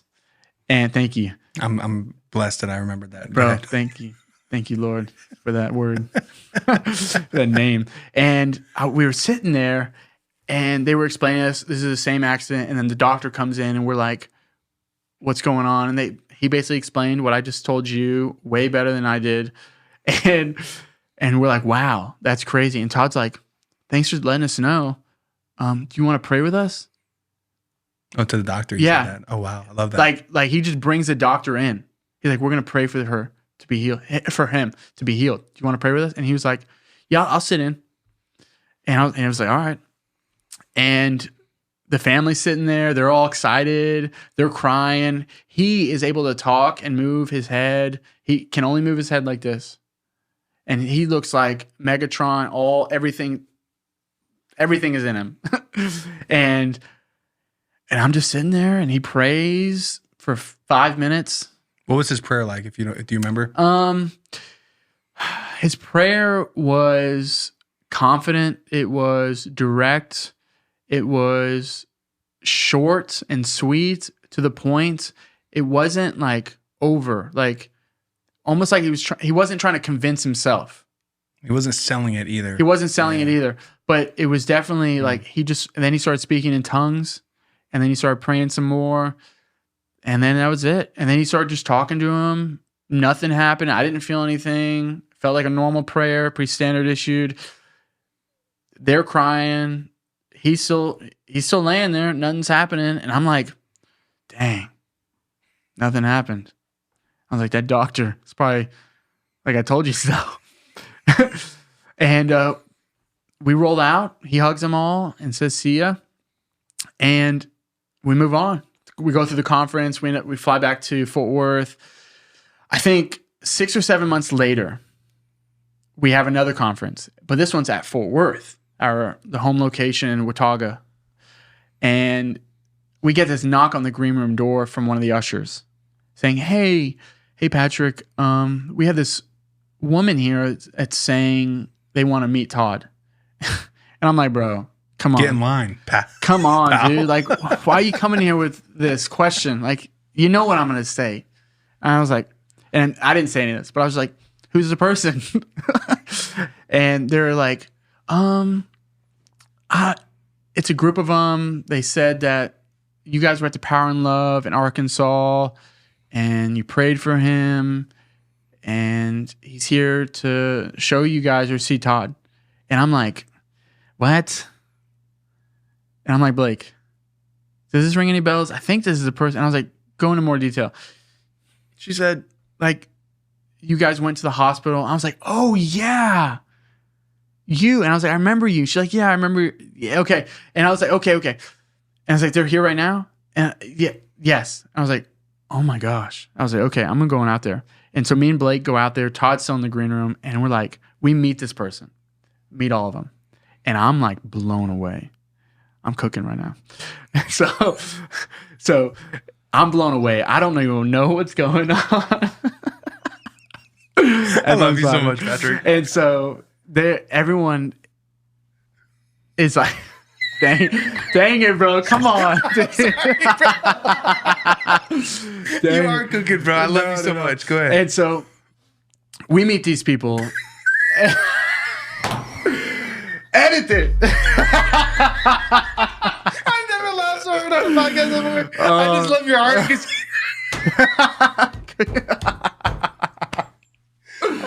I love you so much.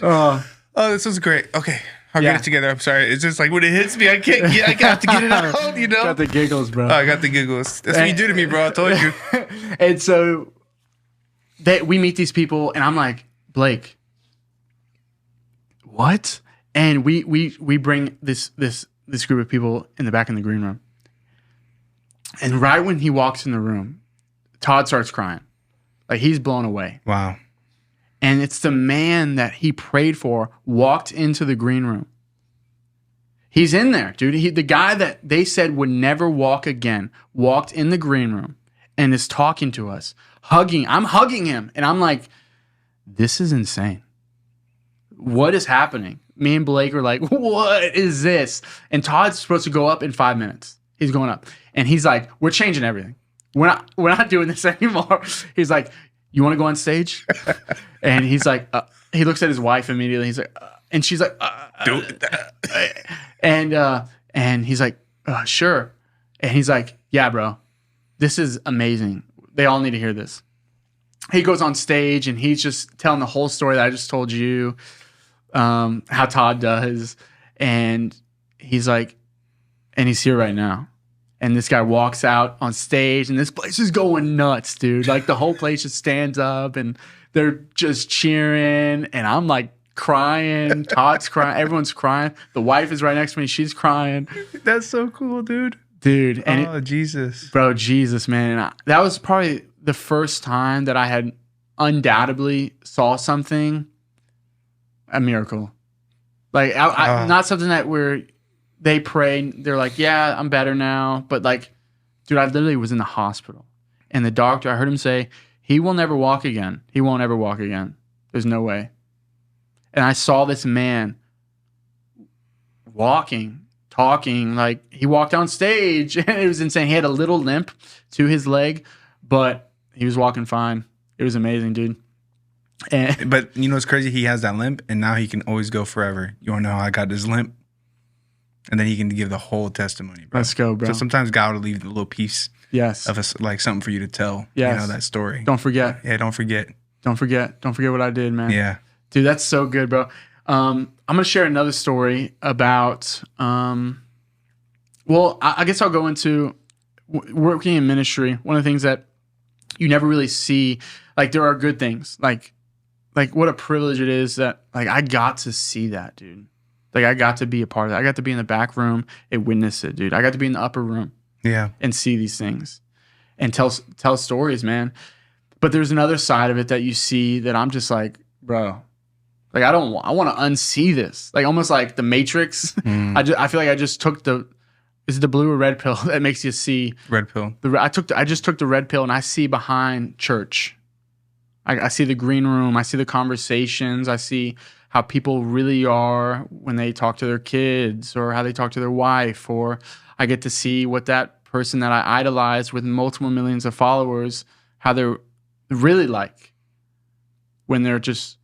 And everyone's human. Like, and I'm not judging anyone at all. And I get to... I remember sitting in budget meetings where money's being allocated, how money's being allocated. Like I got to see that a church foundation of their ministry is funded by probably 10 people, 20 people. Like the reality, like your tithe is important, but the reality is like there's probably like 10 guys that are paying for everything.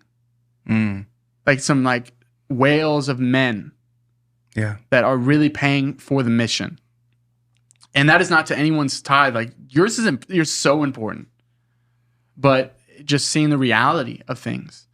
And I remember sitting, that was one story that was amazing. I'll share a story that really put a bad taste in my mouth. I remember I was sitting in a green room at a huge conference that there were probably 50 pastors there, thousands of people there. It was a huge conference.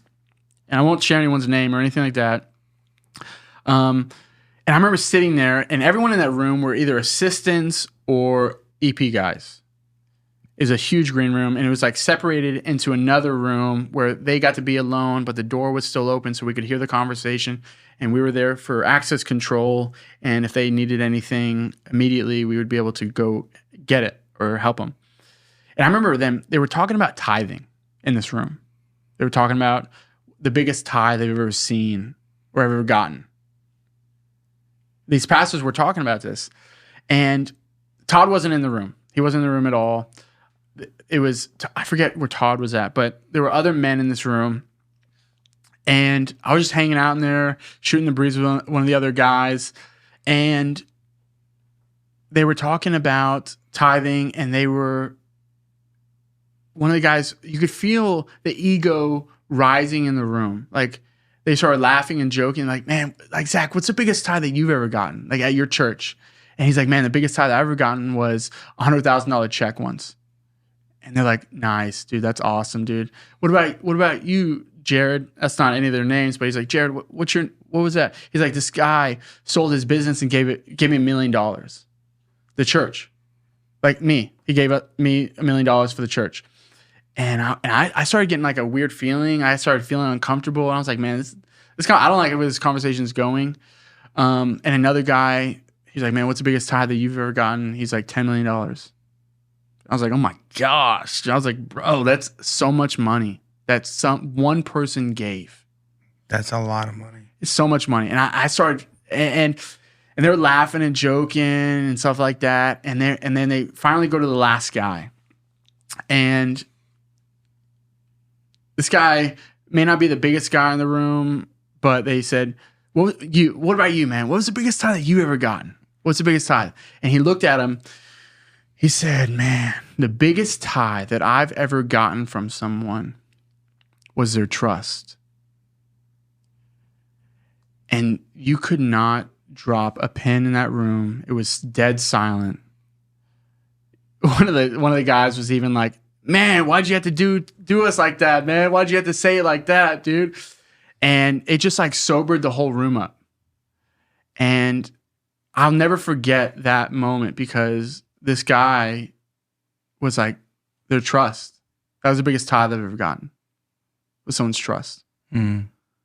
And dude, like everyone's human. Like everyone's human.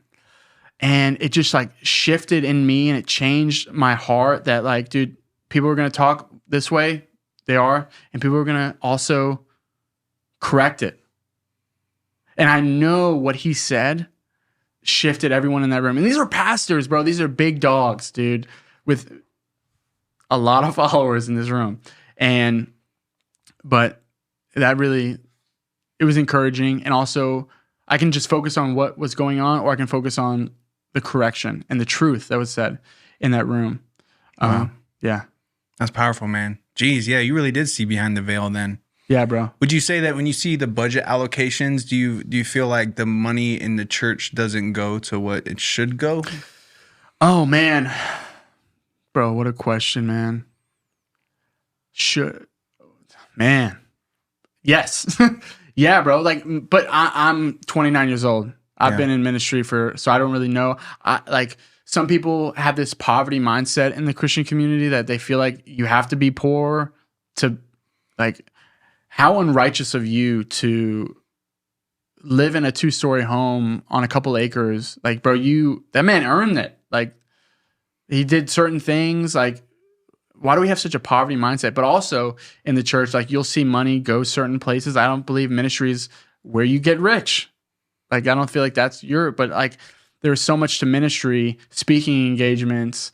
I mean, I remember at LCU, we would have these huge named people come in and we would have to pay them $10,000, $20,000 to sing. Yeah, bro. And I was like, we're paying them 20 grand and we're providing everything. I was like, bro, we're just paying for their name. Yeah. Like, that's what we're paying for. And like seeing those things, yeah, definitely money. Yeah, the reason I asked, because I had a great conversation with a new friend that I just had coffee with prior to today, and he truly believes he has a mission in Dominican Republic where he has like house churches, and he's trying to like equip pastors to have like people over their house, kind of how you were talking about, and do church there and like provide meals to the neighborhood and really just start like sowing into the neighborhood and then really just leading people to Christ in that neighborhood by coming to come to our house to do church, come to our house to eat bread, and I'll teach you the Bible and discipleship. So big heart for that. And he said the reason his heart is so big for that it's for a lot of different reasons, but one of the things that he really highlighted today was that like the church is like 4 walls, and a majority of the money that comes in, 80% of that to 90% of that stays in house to just keep up with that building. And he's like, man, you got to renovate this, you got to paint that, you got to get this new sound equipment, you got to pay this staff. And it's like all the money that's coming in isn't actually going into ministry, which is meeting the needs of people. You meet the needs of people physically, that way you can help them spiritually, you know? And it was eye-opening to me because that's why I wrote the book 21 Days in Africa, and I saw the impact of that when you do feed people and you are generous and you do help them. Yeah. They see Jesus. They see like, yo, Jesus is my provider. He's the one that's taking care of me. Jesus sent this man from America to come here to help me in this, to help me in this way and to give the gospel to me. It becomes real. That's what discipleship is. That's what go to other nations and make discipleships look like, and we can do that in our very own area, in our own city, but we have like such a different viewpoint on what church is in America. We always think it's a Sunday destination and a place, but really we are the church. We are the people that's supposed to go disperse. How are we supposed to be dispersed and sent out if we're stuck in one spot? That's a word. Let's go, bro. That's good. Let's wrap it up.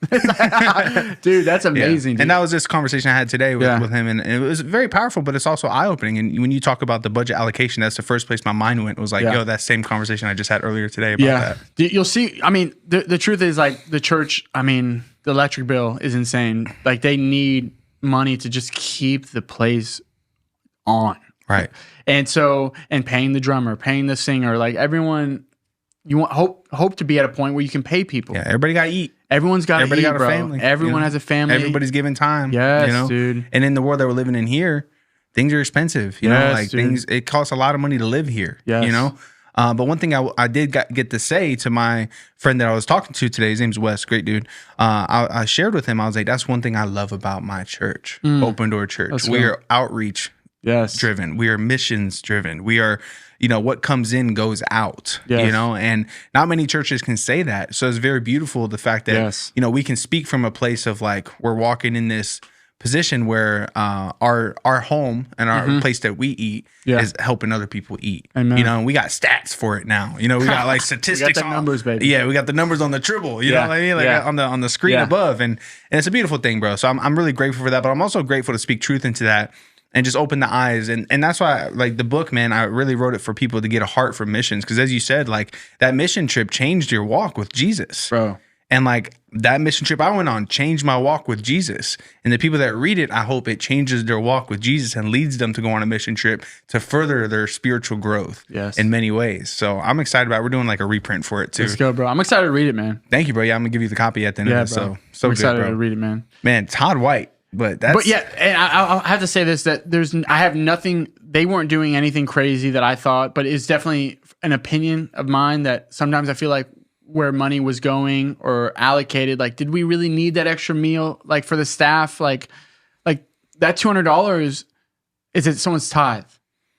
Yeah. Like, bro, someone like went above and beyond to give us that $200, and that's we're just doing a staff lunch today. We're just doing it. And I was like, bro, and those are things that were in my heart would start to feel conviction if like I work at a church. So my money that I'm being paid by are people's tithe. Yeah, you gotta cherish that, dude. And there's like there's a burden to it. There is, that I feel that I need to be worth that money. Like, I need to be worth with this. excellence for Jesus. Yes, and don't bite the hand that feeds you either, bro. Let's go, dude. And so, but yeah, man, seeing the budget, seeing all this stuff, there are things that, I mean, you're always going to disagree with or agree with. Yeah. I mean, your fruit, bro. Yeah. Let's see your fruit. Let's see the fruit.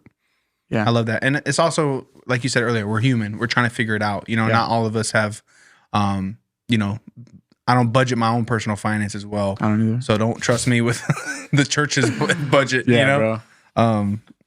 Man, so good. I love that we talked about that because I think it's important for people to hear that and just know to keep accountability too. And I love that guy said trust and to keep that correction and to keep that just perspective of like their trust. Ooh, that was good, man. That was a powerful word. All right. So after Todd White, you ended up being a bounty hunter. Let's go. Bum. Yes, dude. I can't how many jokes I hear, but let's go, dude. That's a good one. Yeah. I can't tell you how many times I hear just the jokes of Dog the Bounty Hunter or like Patty Mayo, which is fine. I get it, bro. Like, that's what people. That's one thing they know about it. Yeah, I mean, my name's Patrick, bro, so I get SpongeBob jokes all the time. But I'm sorry. It's okay, dude. My whole life, dude.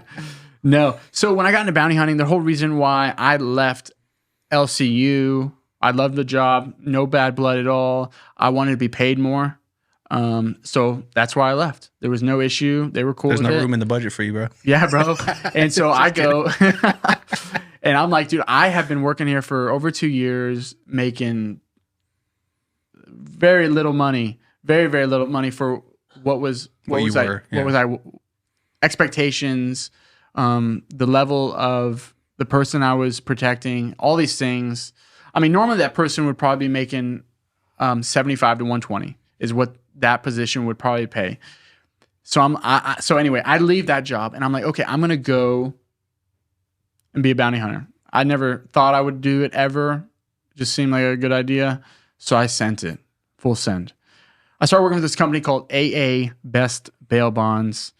And I was one of their several bounty hunters. They are one of the largest bail bond companies in the state of Texas. And I mean, over 20 plus locations. But this bail bonds is considered like a Walmart in Texas. Huge. And this guy named Carlos, he hired me on. And I didn't really know anything about bounty hunting, private investigating. So a bounty hunter is a private investigator. So just two different titles, kind of like executive protection or bodyguard. Cool. Just two different titles. And so I get into that world, I get in that field, man, and I went the polar opposite way spectrum of just being submerged in church and holiness and words mean things, be gentle, be all these things, to like they're doing cocaine in the office. They're smoking blunts in the office. We're going after the worst criminals. I'm having to dress up like a homeless person. I'm having to pretend I'm selling drugs. Like I'm going on, there are websites that you can go on where we're hunting for like prostitutes, and the only lead that we have is that they're a prostitute. So we will go on a website and look for their ad on the website to get them. And then we'll be like, hey, we'll text them and we'll pretend to be someone, like entrapment, set up a mate with them, and they think they're meeting up with a John, but they're meeting up with your boy Patrick, and I'm arresting you. Nice, dude. Oh, dude. No extra charges or anything like that, but we would just get them. So the way the bail bond industry works, for anyone that's listening, if you hopefully you don't ever get arrested, but if you get arrested, there's a bond that will be posted.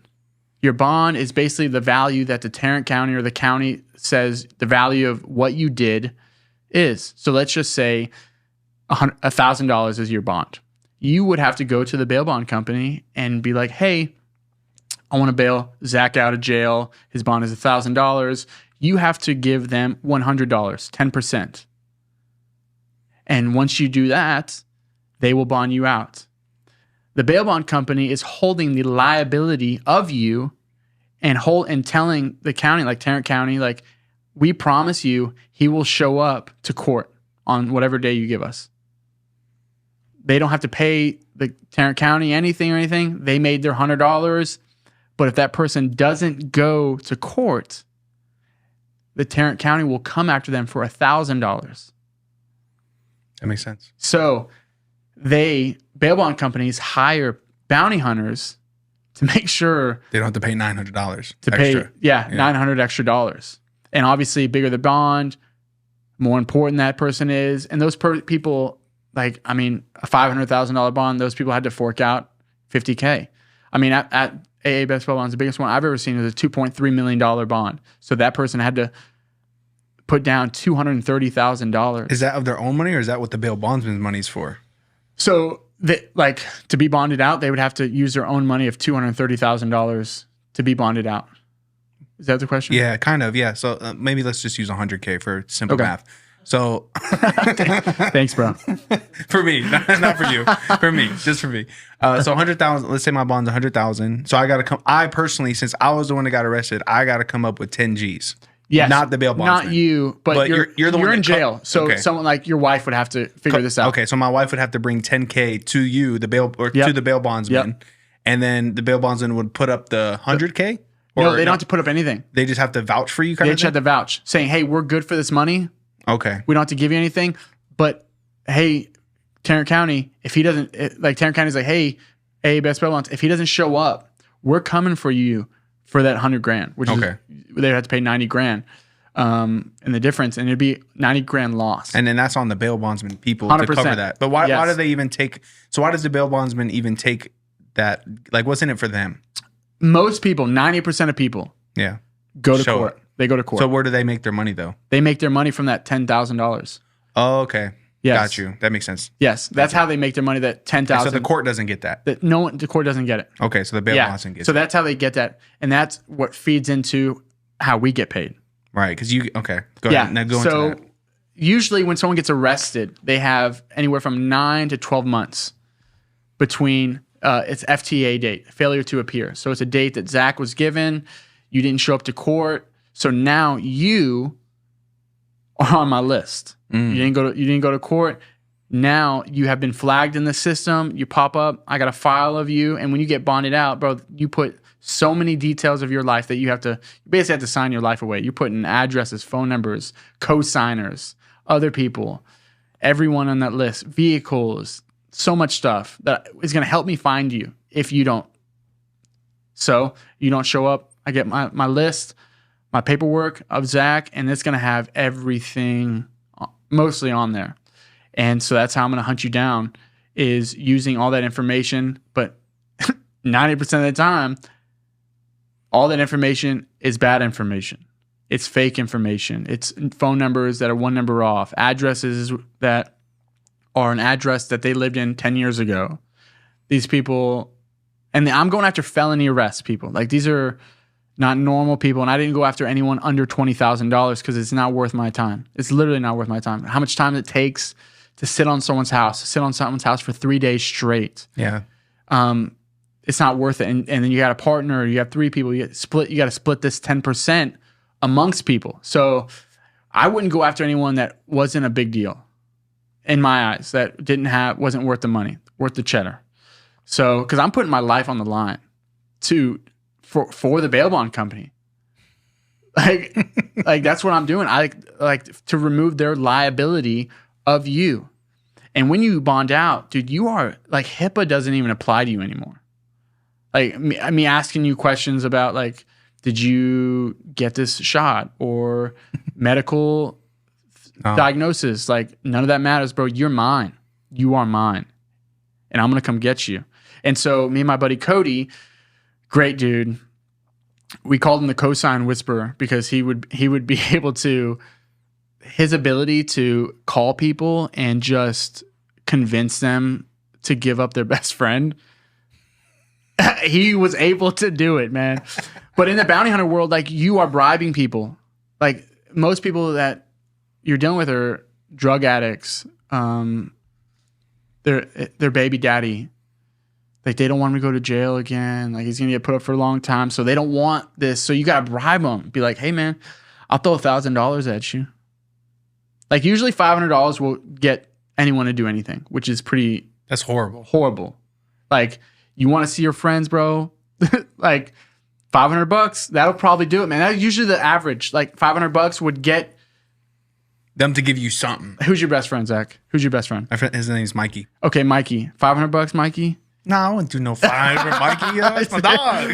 But I'm just using an example. Like, in the general scene... $1,500. Dude, that's what they do, bro. That's what they do, man. Like, dude, money, unfortunately, talks to people. And these people are broken. And broke. Broke, dude. So broke. So broke, dude. And I will say I went after probably drug dealers, very wealthy people that were fraud charges, and then like prostitutes. Let's look at some of the pictures you sent in. Yeah, bro. Let's do that. Just to give people context of like what you actually let's check it out.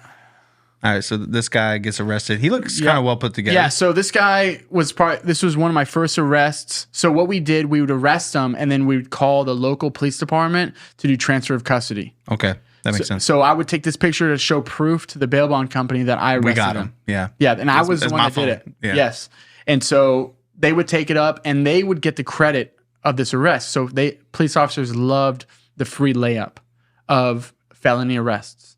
So it looks good for them, easy for them. We did all the work, and yeah, man. So that's one of them. Sweet. He actually, to arrest him, we sat on his house for a few days, and he's a runner. He's got some pretty heavy charges: aggravated assault, evading arrest, fraud. He is from Guatemala. He's illegal immigrant. ICE ended up taking him from us, but he.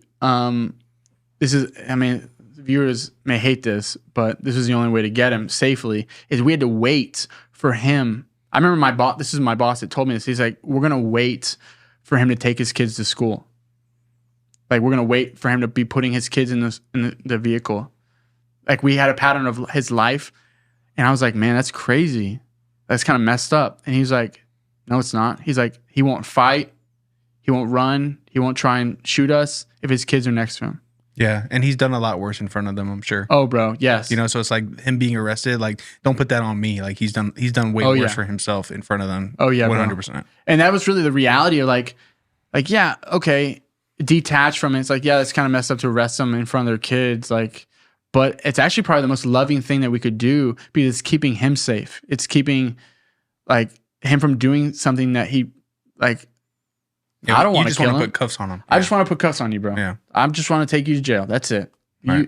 That's all I want. And so we rolled up on him. We rested in front of his kids. I remember he was holding his daughter, putting her in the car seat, and he looked at us, and he knew exactly what was going on. And we used to always say speed, surprise, and violence of action is kind of like go in, go hard, go fast. Like, don't even let him think. Like, be on top of this dude before he knows what day of the week it is. Catch him off guard. Yes, catch him off guard, dude. And so that in that arrest, that's kind of how that went down. Sweet. Next one. Oh, okay. This you kind of told me about this in so this video is we were sitting on this guy for so long, and that was a guy that we wanted, but the level of patience, like waiting for him, like we didn't go the first moment we saw him. We were like, his baby mama's in the car, and he's got a kid in the back seat, and we got another car behind this apartment just in case if he ran away. Oh wow, that's strategic. So basically we sit here and he gets in the car and he basically takes off and he goes to Target. I'm not sure if I put another photo of that, but yep, that's it. There he is. So it's a police officer transfer of custody. We went into the Target and followed him, and we waited until he was outside in the doorway, and we were all on radios, and we just kind of submerged on him at once. And I remember we pull it. I had a taser out and I put it right up to his like his right side, and just like, please don't run. Suffer in silence. No, dude, I was like, please don't run. And he like looked down and he like knew immediately. His baby mama immediately drops to her knees and starts weeping. Oh, I mean, there's some like the Christian side of me, the holiness of me. Like my heart hurts for this, dude. I'm like, bro. Mm-hmm. But I'm just like, you did this to yourself. Yeah, and there's restoration in that. There's redemption and all that. Bro. You know, there is, man. Look at one more. Let's see what happens. Yeah, you can skip it. There's probably some better one. This is just another arrest. That was another guy we got. It's not a cool story. That guy was easy. This girl right here. All right. Oh my gosh, Georgia. That was her name. I'll leave out the last name, but Georgia. Gosh, dude, I worked on this for her so long. She was a $50K bond for several charges. It was the same house that I knew she was in this house. I knew she was there. But every time I went there, she wasn't there or people were lying. Bro, people lie so much in this world. Anyway, people lie in general. And so finally one day, I talked to her ex. I bribe him. He takes the bait. He's like, she'll be there tonight. Her birthday is the next day. I was like, okay. So we show up, three of us, we roll deep, we're knocking on the door, we're banging on it, and this person comes down. It's like, who is it? And open up. It's like, who is it? Who is it? Who's there? Who's there? And we're like, we're looking for Georgia. And then he's like, who are you? And just open the door. Come on, man. Just open it. We're not telling him who we are. And he peeks open and he immediately is like, oh, like beep. And yeah, thank you, bro. Thank you. He is like, oh gosh. And we're like, so verbal judo is a huge thing in the bounty hunter world. Like being able to, I'm going to be honest, manipulate with words to convince you to do what I want you to do. Mm-hmm. So we basically convinced him to open the door back up. He's like, just wait 1 second. I got to do something real quick. I got to do something. It took him so long. So I'm looking at Cody and we're both like, she's in there, bro. She's in there. And so we go in that, and this is crack house, Taj Mahal, bro. Like they had you ever see a Coke case, but this is Narcan case. Like there's just so much Narcan everywhere in this place. So Narcan, for anyone that doesn't know, it is what would bring you back to life if you OD'd. That's right. Okay. It would save your life. And Narcan has been one of the most amazing things, but it basically lets you just teeter-totter right on that line of too much fentanyl and not enough. And so we walk in there. This place is a messed up. Everyone in there is skin and bones. druggies everywhere. And we're like, where's she at? Where's she at? Where's she at? Everyone's lying. Everyone's like, she's not here. The window's open. They were like, she went out the window. I was convinced. I was like, bro, she left. And my buddy Cody is not easily convinced, thank God. And he's like, she's here, bro. And I was like, all right, she's here. And I remember I was walking around. I go and push on the wall. And the wall is like able to move. And I push on the wall and the wall falls over. And it's like an attic area. And anyway, she was in there under a blanket in a ball hiding. Hide and seek, bro. Bro. She mastered hide and seek. Yeah, bro. So that was that story right That's there. hilarious. It was a sad day. She was crying. Yeah. So women usually, Yeah. they feel things a little. I'd probably cry too, honestly. Oh, yeah, bro. It sucks, dude, because, I mean. Because they're trying not to go back to jail, period. You know? Or not go to jail at all. Yeah. And so, I get it, you know? So yeah, bro. Human instinct is to hide, and yeah, they don't care about the bondsman, you know? Yeah. You got one more? I mean, let's see, whatever. Oh, my gosh, dude. This guy, his name was Nutso. I'm not even kidding, bro. That's what they called him. That was his. So a lot of people have that street names. They don't go by their name. They go by their street name. And his street name was Nutso. I'm not even joking. It was nuts. It's crazy that's his name. Anyway, that's Cody right there. That's my partner. Words have power, dude. Yeah, man. That's so. Yeah. And so he was a pimp in the area. And we basically got him on a motel on Oh, I know this spot. Yeah, on 35. That's bro. right by dude. You go down this way. I think there's is that Lipscomb down there? Yes. Wow, that's Rippey Street maybe. Yeah, there's a motel if you go or Berry Street. If you go up south, there's a couple motels, there's a couple hotels over there. That's hilarious. And he had a room over there, and we basically just found out where he was, and I didn't realize it was so local. Housekeeping. Yep. Yeah, super local. And so I worked in the DFW area. Okay, yeah. That was my spot. I recognize that spot. That's so crazy. Gas was expensive then. Jeez, $3.49. Was this in Biden's office? Oh yeah, man. That's good. That's our guy. There it is. All right, yeah, man. Crazy stuff. Okay, so you went from polar opposites of work. You went from working in ministry to like the worst of the worst. Yeah, dude. It was the worst of the worst, and I really saw that my character was shifting. My words were shifting. I was cursing more. I was becoming your environment. I was becoming my environment. I was going to church less. I was making more excuses of why not to go, do any of these things. And I really realized that I needed a different job. Like money's nice, but yeah, I mean, you got 60 people in the year and 7 months or something. Year and 7 months. That's like 2 to 3 people a month. You're getting 10% of that. Yeah, I'm sure money was decent then. Yeah, it was good, man. We had a couple of huge ones. But definitely wanted to get away from that world. And so I was like, Lord, what's next? What am I going to next? I prayed about it, and this company that I've been wanting to work for, it was this big consulting company that they basically put men through a basic training, a really, really hard, vigorous, challenging, like hard. And it's open door. Voicemail. Yeah. I swear. No, I believe it, dude. It's Friday. Yeah.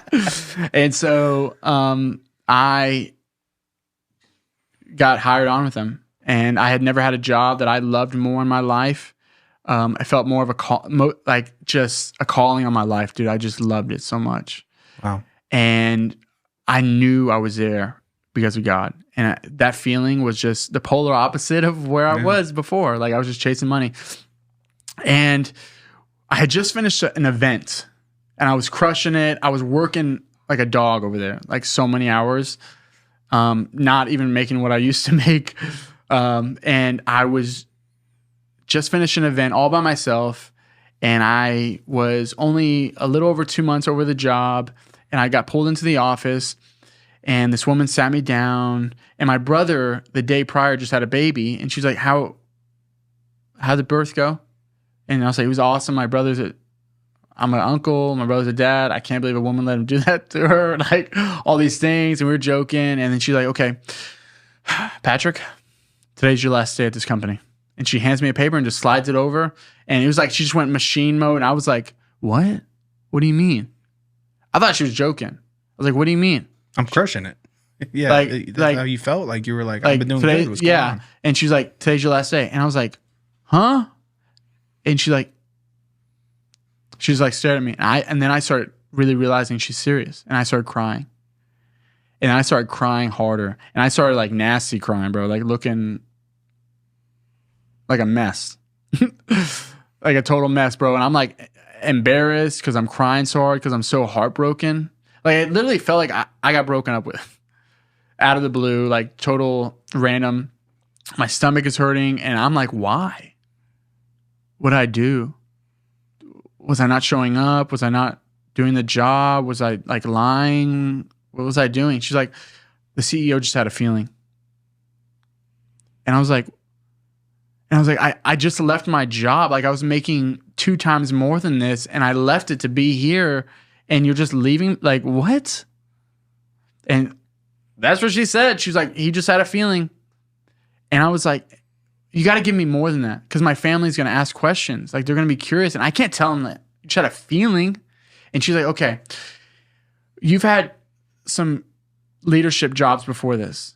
And we just feel, Skylar feels like, that was his name, that you will leave within a year. Like, this will be an unfulfilling job for you. That you'll want to do more. And I was actually talking to them about wanting to do more. Like, I felt like the role that I had, like, it was under my skill set. Like, I can do more. And I wanted to do more. And I think they kind of took it and ran with it.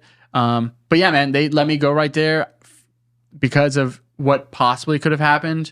And they have a high turnover rate. They are always letting people in and out. I was crushed. I was lost. There was a guy there. His name is Rob. I went up to the office and I started weeping in front of him. And I was like shaking. Like I was a mess, bro. Probably one of the worst, top 5 worst moments of my life. Like I was like in shambles, confused. Because I was so convinced that God wanted me here. Mm-hmm. And I'm still convinced that he wanted me there. But only that for those 2 months. And I was just like, why did this happen to me? He said, Patrick, that did not happen to you. It happened for you. And dude, I was just like, he's like, things don't happen to you. Like you're not a victim. Like you're not a victim. It happened for you. And then he went and shared a couple of stories with me and it just really shifted my heart. Like, you know what? You're right, man. I didn't really feel that way in the moment. I was still crying, bro. But when I processed it, it really shifted that, you know what, man, like things don't happen to you. They happen for you. Lose that victim mentality. Like if you can truly sit here and be like, I did do my best. Like I worked hard. I loved my job. I was willing to sleep on their couch to do anything for them. And it didn't work out. Like, Lord, like you were protecting me. Yeah, because you could have got hurt way worse, you know, like if you stayed in there longer, like yes, he definitely was. And so like I would have done anything for that company. And I left there. I was like, wow. Now what? Now what do I do? I've been here before. Yeah. And I was like, now what do I do? And I started applying places, looking at places. And I'm like, dude, I don't even know if I want to do security. Like that was the first job I ever had I didn't carry a gun, that job. And I only had it for 2 months. And I was like, Lord, do you want me to carry a gun or not? Like that's where my experience is and stuff. And I got reached out by this company called Sunset Security. They do security for this huge pastor for First Baptist Dallas. It's called First Baptist Dallas in Dallas. And they wanted me to be his personal driver. They were anticipating Trump's election to win and for his status to blow up. Stuff with Israel. He was a big supporter of Israel. Also with Trump potentially winning, hopefully, at the time, that he would need a personal driver with experience. And I was one of the only candidates that had actually worked with a high-level Christian person. And so they were interviewing me. They told me how much money I could potentially make, which was pretty amazing money. It was 6 figures. And I was like, okay, yeah, dude. I was like, I interviewed him a couple of times, had some awesome phone calls with him. His name was Robert Jeffries, was the pastor. I don't know if I said that. And then also that same week, I got a phone call from someone named Craig Champion. Craig Champion is a guy that I worked with the Bass family back in the day. And Craig Champion was a very prestigious, high up EP guy, executive protection for the Bass family. And he called me and said, hey, man,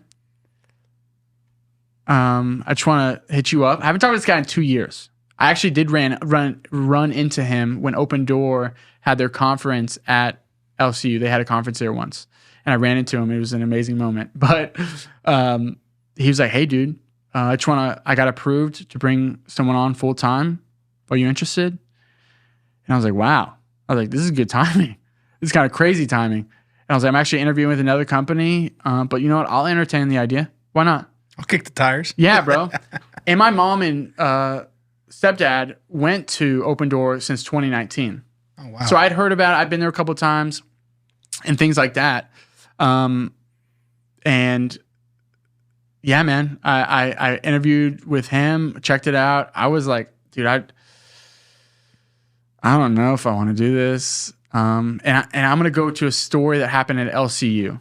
So at LCU, there was a moment where I had just hung out all weekend with two people named Kerry Jobe and Cody Carnes. I hung out with them all weekend. Two huge, prominent worship singers, multi-million followers, super famous. And I hung out with them all weekend. And I was feeling my ego, my pride, everything was at the top of the world. I think I was like 27 at the time, 26, 27. And I'm like, dude, I'm crushing it. Dude, I'm cooking. Dude, I'm cooking right now, bro. And I was like, you know what, dude, I'm gonna go love up on some people. Like I just dropped them off at their hotel. Like I'm going back to the campus. And there was this guy there mopping the floor. And I was like, you know what, dude, I'm gonna go love up on this guy. And so I go in there, I start chopping it up with him, and we're having a good time. And his name is Luther. And me and Luther are chopping it up. I'm just encouraging him, asking all these questions. And he's like, yeah, I'm actually a student here. I'm like, dude, no way, dude, I haven't seen you around. He's like, yeah. He's like, I'm a janitor here and all these things. I was like, dude, that's so cool, man. Tell me about your story. I'm just like totally just trying to like love up on this guy. I'm feeling like the coolest guy in the world. And he is now the coolest guy in the world because of what he's about to say. He's like, yeah, man, I played college ball at this big school. And he's like, I played there, and I Googled him, and he was a player there. And I was like, dude, this guy's a big deal. And he said, when I got out of college, the Lord told me to go to LCU, and he called me to be a janitor. He's like, I was in the world, I did all these things, but the Lord called me to be last. And so he became a janitor. And I'm sitting there like, oh my gosh, this moment's for me right now. Like I'm being humbled right now. And I'm feeling this big right now. And he's like, yeah, man. So yeah, man, the Lord, I have a degree in business and I could have worked for Fidelity right out of college. But he's making $12 an hour. Jeez, bro. In this mopping this floor after this conference, and I just dropped off like these people, and this man is dropping a nuke on me, and he just he's speaking truth. Like he's like, yeah, the Lord called me to be a janitor, so I've been a janitor the last 2 years, and I got one more year to go. I don't know what the Lord wants me to do, but this is where He wants me right now. And I'm like, bro, okay. And so fast forward to the moment I am with Craig Champion. And when I took the job with Craig Champion, I was like, I really, truly felt it in my heart that the Lord wanted me to be a janitor. He's like, I don't want anyone to see you. I want you to be behind the scenes. I want no one to know anything about you. And there are people at Open Door Church that do know things about me just because of conversations and stuff like that, associations with Craig and stuff. But the Lord called me to be a janitor. Like the things I feel like I'm capable of, and those things I truly feel I mean, I had an opportunity to go work with Robert Jeffries, but I ended up turning that down, and I ended up working with Craig Champion. Yeah. Wow, dude. Yeah. And here you are. Here I am, bro. That's how we met. That's how we met, dude. Come on. Yes, dude. When you say janitor, you meant more of like a heart posture, or you literally are the janitor? No, like heart posture. Yeah. Like being in a role that is unseen, unnoticed. Yeah. Not in the spotlight. No one knows who you are, and probably people don't care. Like that's just a security guard. I've heard people say it. That's a security guard. Like when I think of security guard, I think of mall cop. I think of just I know, right? Yeah, just like a small stature, someone with no real authority or power, just like a janitor. And that's okay with me. Like that's where the Lord wants me to be. And so this has been a season of just like, if you ever go back in the office, you'll see, or the venue entrance at Open Door Church, I have my Bible there. I just read all day. I'm not saying I'm a monk or anything. I'm not there every second of the day, but like I'm just like going after the Lord, man. And the Lord set this season up for me to just go after Him. And that's so good. Man, it was screaming when I was going through the outline, bro. It was screaming just like understanding for you as well as our listeners, man. I think this is for somebody, but I also believe it's for you, that your identity is not in your career. Amen. Your identity is not in your position or your title or the things that you've done or the things that you have accomplished. You know, your identity is in Him, and He is enough. He is the treasure. You know, if we often turn to God when we want healing, or when we want a promotion, or when we want God to supernaturally intervene on something, a miracle. Yeah. But when things are going well, do we turn to Him enough? Is He the treasure still in our hearts? You know, is He in our new roles and our new positions that He made room for, the 2-month positions, the longer stints in deployment? Are we following Him and giving Him our all? You know, in that, are we glorifying Him with that position? Yeah. You know, and it seems like this is the first position you had. Maybe you did with the Todd White one as well, where it seems like you're actively keeping Him at the center of this position. Yes. You know, and that's really big, because like I think you're going to have such a testimony of all the things that you've done in the past. Yeah. Like you've lived many lives, bro. Like this is crazy, you know. But this is your limp of what that guy experienced. This is your limp where you'll be able to look back and you'll be able to say like, this is all God's done. But look at this. Let's go, bro. You know. So I'm excited for your future, bro. Thanks, bro. I appreciate it. I would say last year. So last year, I missed this topic, and I didn't really miss it, but I'll save it for the last. But my mom passed away last year, and she passed away from colon cancer, and that was really hard for my family, my siblings, me. Just seeing her wither away from this horrible disease, cancer, and she passed away from colon cancer. I mean, she walked around. She was about 180 pounds, and she passed away at like 87 pounds. Wow, dude. She was like just skin and bones. And I remember the night she passed, like the day before she passed away, I remember she told me, I was like, Mom, how do you want to go out? She's like, I want someone to read the Bible to me as I, like, at the end. And I didn't know what was happening in the moment. I just like opened a Bible and I read Psalms 139, like in the depths, in the heavens you're there, and the depths you're there. Like David talking about Psalms 139. And man, I was weeping in that moment. I just kept singing out loud his praises. And my mom, I didn't know this, but in 6 to 7 hours, she was going to die.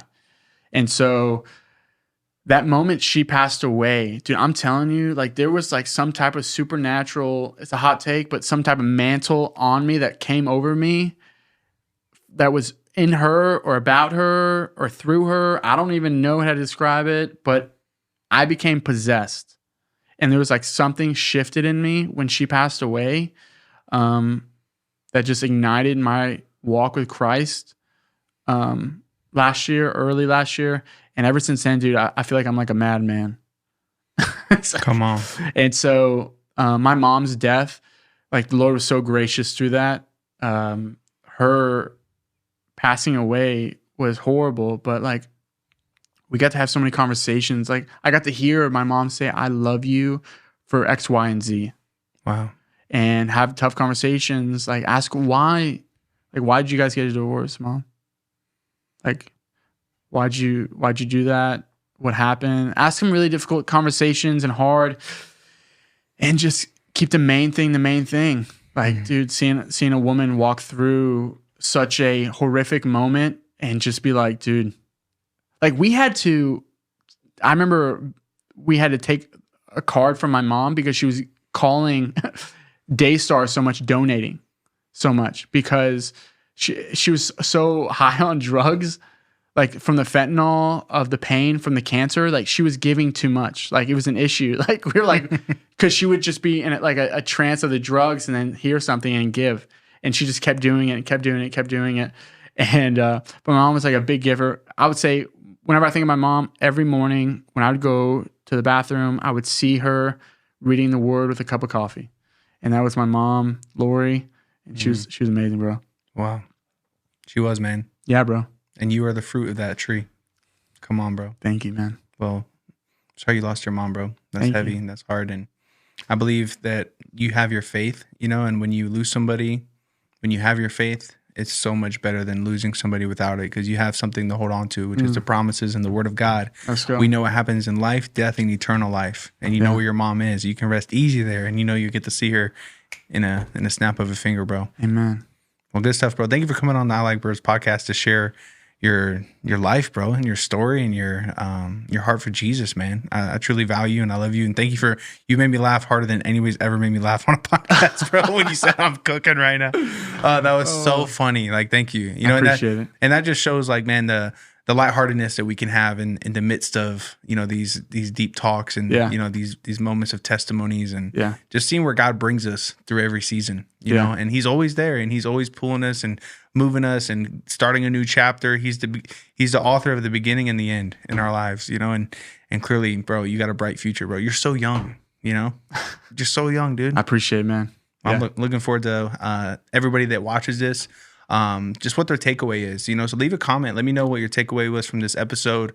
Patrick, I know nobody, you're a ghost on social media, but do you want anybody to find you anywhere? Or? LinkedIn is the only thing that I really have. I'll be on the lookout if someone wants to message me or shoot something at me. Okay. That's beautiful, man. But that's all I got, man. I'm gonna be texting this out. Text it out, bro. So I appreciate it, man. And I appreciate your service for the country too, man. That's amazing. You did that. And is your brother still in, or is he out? He's out. Yeah, he's out. Okay. Yeah. Cool. Well, blessings to him, and would love to meet him. I think my best friend Mikey, I was telling you about, would really enjoy hanging out with you too. He's going to enjoy this episode. He's former Army infantry. He was stationed in Hawaii. Hey, Mikey, let's go. Yeah, he's a good dude. So I'm gonna send him this. He listens to usually every episode anyway, but I'm gonna send him this one specifically and be like, yo, you gotta check this one out. But yeah, man. So everybody, thank you so much, guys, for tuning into the show. Make sure you smash the like button. It really helps the channel out. Make sure you subscribe as well. And don't forget, we have a Patreon. That's where you can go ahead and you can sign up to support us on there. It's the best way to do so. You get early access to episodes. We have live shows here in town that we also live stream. And it's also, when we do the live show, if you're on our Patreon, we try to hook you up with some free tickets. So make sure you're on there for that so you can come out and see us. Our next live show we're going to be doing is actually March 21st, which, Patrick, I'd love for you to come out to that if you get a chance, man. Okay. It's going to be very special. I'm trying a new idea. I'll share it right now. Hopefully we put this episode out before that date. But dude, this is going to be a really cool idea. I'll give it real quick. Have you ever seen Kill Tony podcast? Yes. Okay, you know how they pull the names from the bucket? Yes. Okay, so I got this idea to like do something a little bit similar, not with jokes, but with like kind of 10 to 15 minute testimonies where people that come to our shows can get their name pulled out of the bucket and they can come sit with me and I'll talk to them for 10, 15 minutes. They'll be on the show for at least a live stream. And then if something goes really well, we'll clip it up and we'll post that. That's stuff. Good, dude. Yeah, I really like it because people keep asking me to be on it, but we do like 2 episodes a month, so it's very strategic of like, who we have in here for an hour and a half. You know what I mean? Yeah. So I really want to give people a chance to come out and support and, you know, and show love, you know? Yeah, like, dude. come get community, you know? Everyone's story matters. It does, and I truly believe that. So I want to give people an opportunity for that in a fun way. Yeah. And my son Noah, he's going to be here. Idea. And he's going to be here for spring break too. So Let's go. I want to include him on that and him like pull the name from the bucket. That's a good idea, dude. I want to put the crowd kind of be like in a circle, and then me and the empty chair right there, and then capture like the whole audience like around us. That's a good idea. Have you figured out a spot yet? Yeah, it's a Launchbox in Perfect. Fort Worth. We do them there. Perfect. Thanks for asking. Yeah, we do it at the Launchbox Collective. It's on Lipscomb Street. Actually, that thing Okay, I was sweet. talking to you about. It's right by that spot. You got that person. But yeah, man. So everybody, thank you so much for being here. Don't forget, we do have the book you can get on our website as well as Amazon. It's called 21 Days in Africa for everybody listening on audio. And we do have the new hats. Come on. I Like Birds Ministry at the hat. Yep, come on. We got the hat right there. You can get that at our website. Use promo code Jesus for an extra blessing. And I'll ship it out to you as well. We have ones with birds and without birds. I'll reach out to you to see which one you want. We only have 2 options right now. We have the gray and the baby blue. So make sure you get those if you'd like one. And again, you can always sign up for Patreon in the description of this video. Don't forget Cozy Earth. All right, Cozy Earth is the way to go. So we appreciate you guys so much. Use promo code I Like Birds for 40% off on your favorite bedding and bath sheets. Patrick, absolute pleasure. You're the man. Thank you, brother. I love you. You cooked.